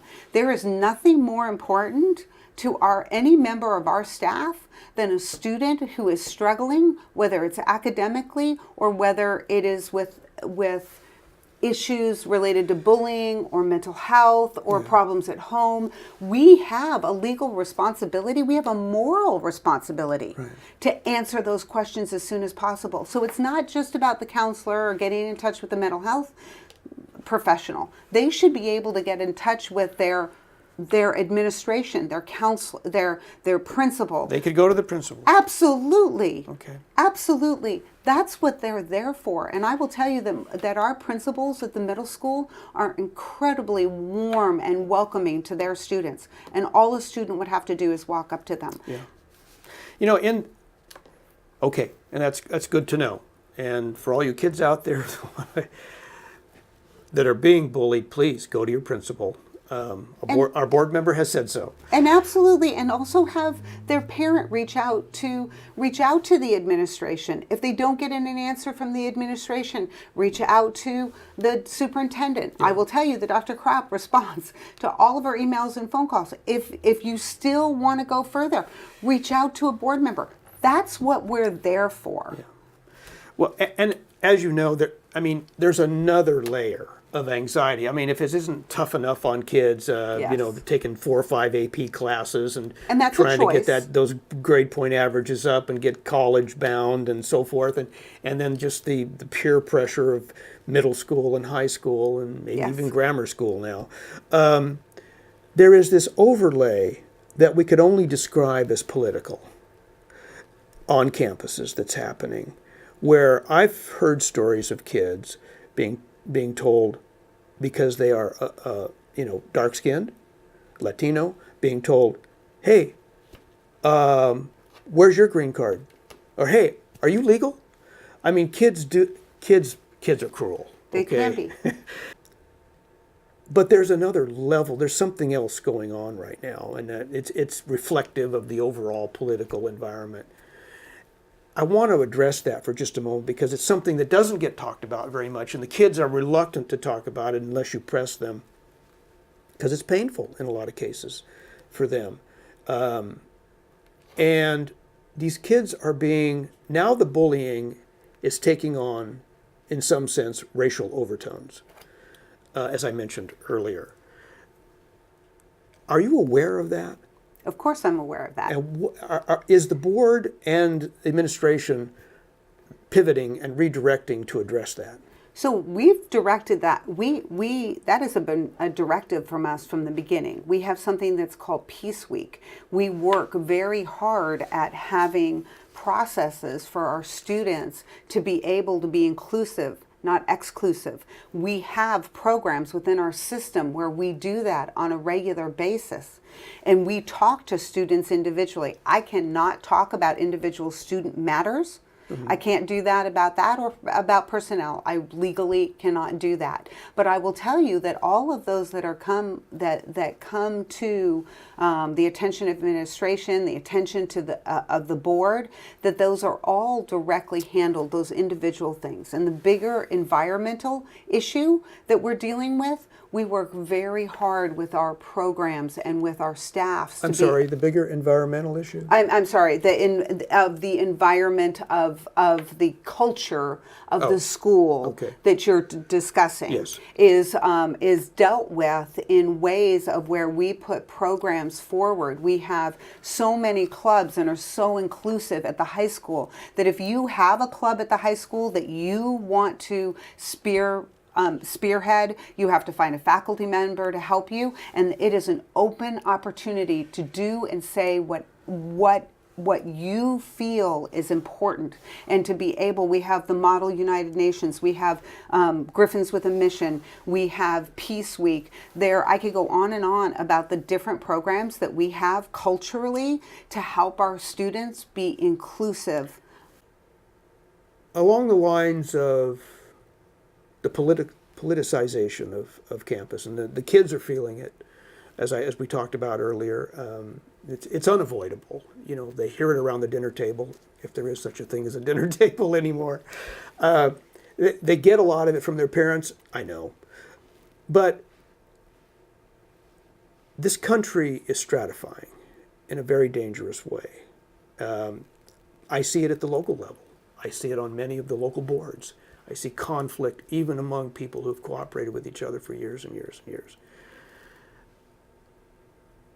At the high school, one of the conflicts that has come to the surface is how to address the issue of global warming. And the way it's been dealt with by the board in terms of a class curriculum is it has been decided that the issue of global warming as represented in the classroom, in science classrooms, shall be represented as a controversial subject. That's how it's been for quite a few years now.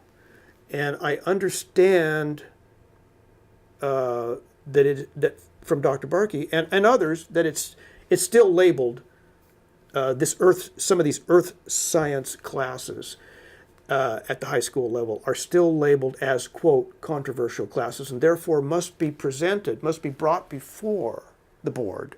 And the board must determine that they are controversial. And so, in other words, I guess a syllabus must be brought forward, and that to establish that global warming and man-made participation. I'm sorry, but this is. Let me finish. Yes. The man-made responsibility to global warming is not settled science, and that it is controversial. Is that in fact the truth? No. I will tell you what the process is. Okay. We have an AP environmental science class. When that class was brought to us to approve, we said we want to see what the curriculum will look like, and we want to make sure that it is balanced, because there are opinions on both sides. No matter what you believe, There are opinions on both sides, and we want our students to be critical thinkers. That's what the goal is. If you don't give them all of the information, they can't learn to think through it. So we want them to have both sides of it so that they can learn and think through that. That curriculum came forward, we looked at it, we felt that it was giving us the correct balance, and it's never been back to the board. So Now, let me intervene just a there's second. a real big process. I'm not saying that all classes must go before the board for their curricular, Right. stamp of approval. I'm just talking about this one class or series of classes, earth science classes. It's not that earth science, deal it's with- called environmental, it's an AP environmental Yes. science class. Yes, That's okay, the so it's an class. honors class. Correct. Yeah, and but I'm told by teachers that they have to take this class, or have had to take this class before the board to justify it, and that it is truly, I guess, balanced, that it presents both sides. When we first But when we only- first approved only the one class, time. that is correct. Okay, it's troubling to me. I'll be honest with you. It's troubling that a aspect of science that is largely settled science. 97% of scientists do agree that global warming is at least largely man-made, and that at least we have an opportunity to do something about mitigating it. And to call it unsettled science, when I'm sorry, I am not aware of that. Okay. And if you ask me what we do, look at our campuses on what we do for recycling. Look at what we do. Every one of our campuses have incredible recycling programs. We absolutely teach our children that we care about the earth and that we want to take care of this planet that we call ours. And so we put in curriculum all the way starting in kindergarten, things that we can do that we can be really good to our planet and what we can do. That's the best way to absolutely teach our students how to do that and how to be the best citizens that they can be. But and a the best science citizens class should be teaching science, should be teaching the prevailing theories. I am not a science teacher. Okay. Well, I can tell you that science teachers have told me that they had to go before the board and present their curriculum with the inference from the board that it needed to be fair and balanced. I think any curriculum should be balanced. Well, when you're teaching science, science is science. And although there's no absolutes in science for us as human beings, scientists will be the first one to admit that. Absolutely. There is a predominance of opinion, and that's pretty strongly in favor of global warming and that it is largely to a great extent, man-made. And I go back to that we, from the time our students are in kindergarten, teach them how to take care of this beautiful planet that we have. That's not the same issue. The issue is, do we teach it as settled science, or do we teach it as just another theory?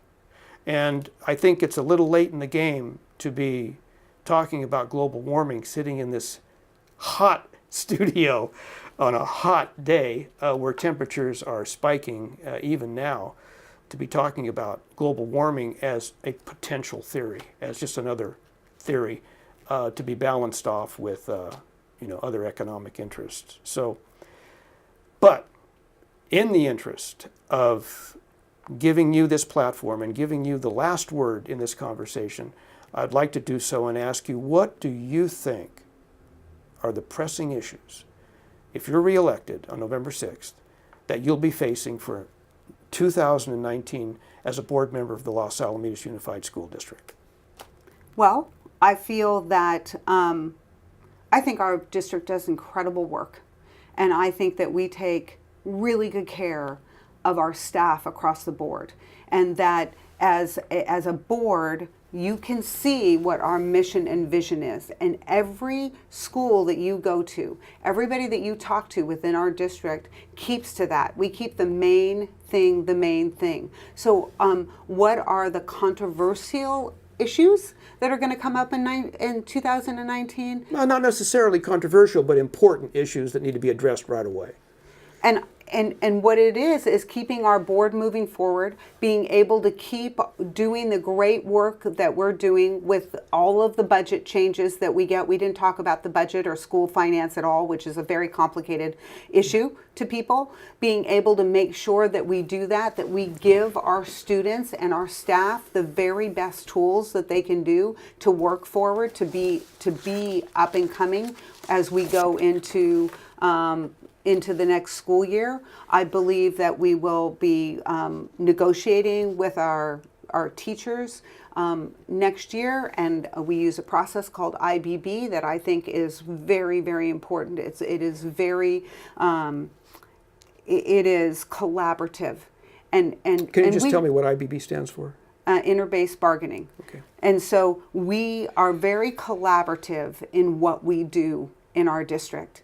Our administration, our teachers, our custodians, all of our staff are very important to us on how we run as a family. We are the LAUSD family, and we do a very good job of what we do. And there is always room for improvement. Absolutely, there's room for improvement. But I really believe that this board has done a great job in taking our students and our population and our community forward into the next segment of where we're doing. I think our superintendent is amazing at what she's done. She is extremely driven, and driven for the right reasons. It's about children. It's about giving students all the opportunities that they could possibly wish for. She always says, and I believe very strongly in this, is that we want to give to every student in this district the opportunity that every parent would want for them. And so whether that's holding them by the hand, whether that's giving them intervention, whether that's giving them mental health help, whatever that is for a student to be able to succeed, that's what this district wants to be able to provide. Okay, let's say you make the grade on November 6th. You're reelected for your 9th year on the board. What are the first and most prioritized, and let's say that Measure G is passed. Have you prioritized as yet what the first projects are going to be? Yes, I think I've been very clear throughout this whole time about what are you going to go after first? The infrastructure is first, and then the electrical. Correct, and then the science and our STEM building.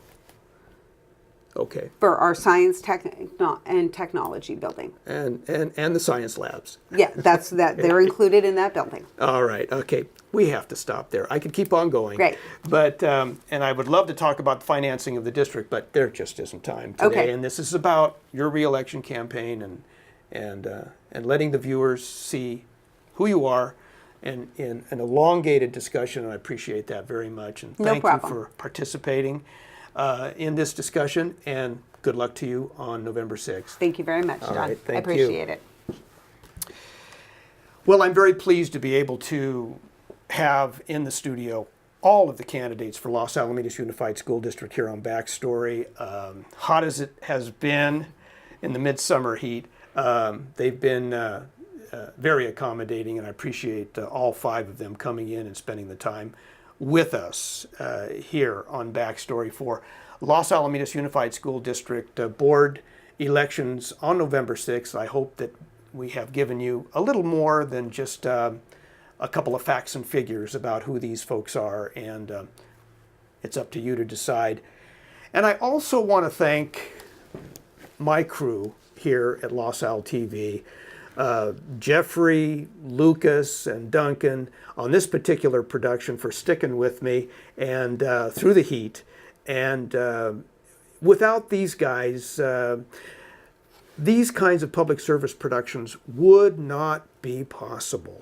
I just couldn't do it on my own. So I want to give a little shout out to my crew and let them know how much I appreciate them, and thank them very much for that. And thank you, viewers, for participating.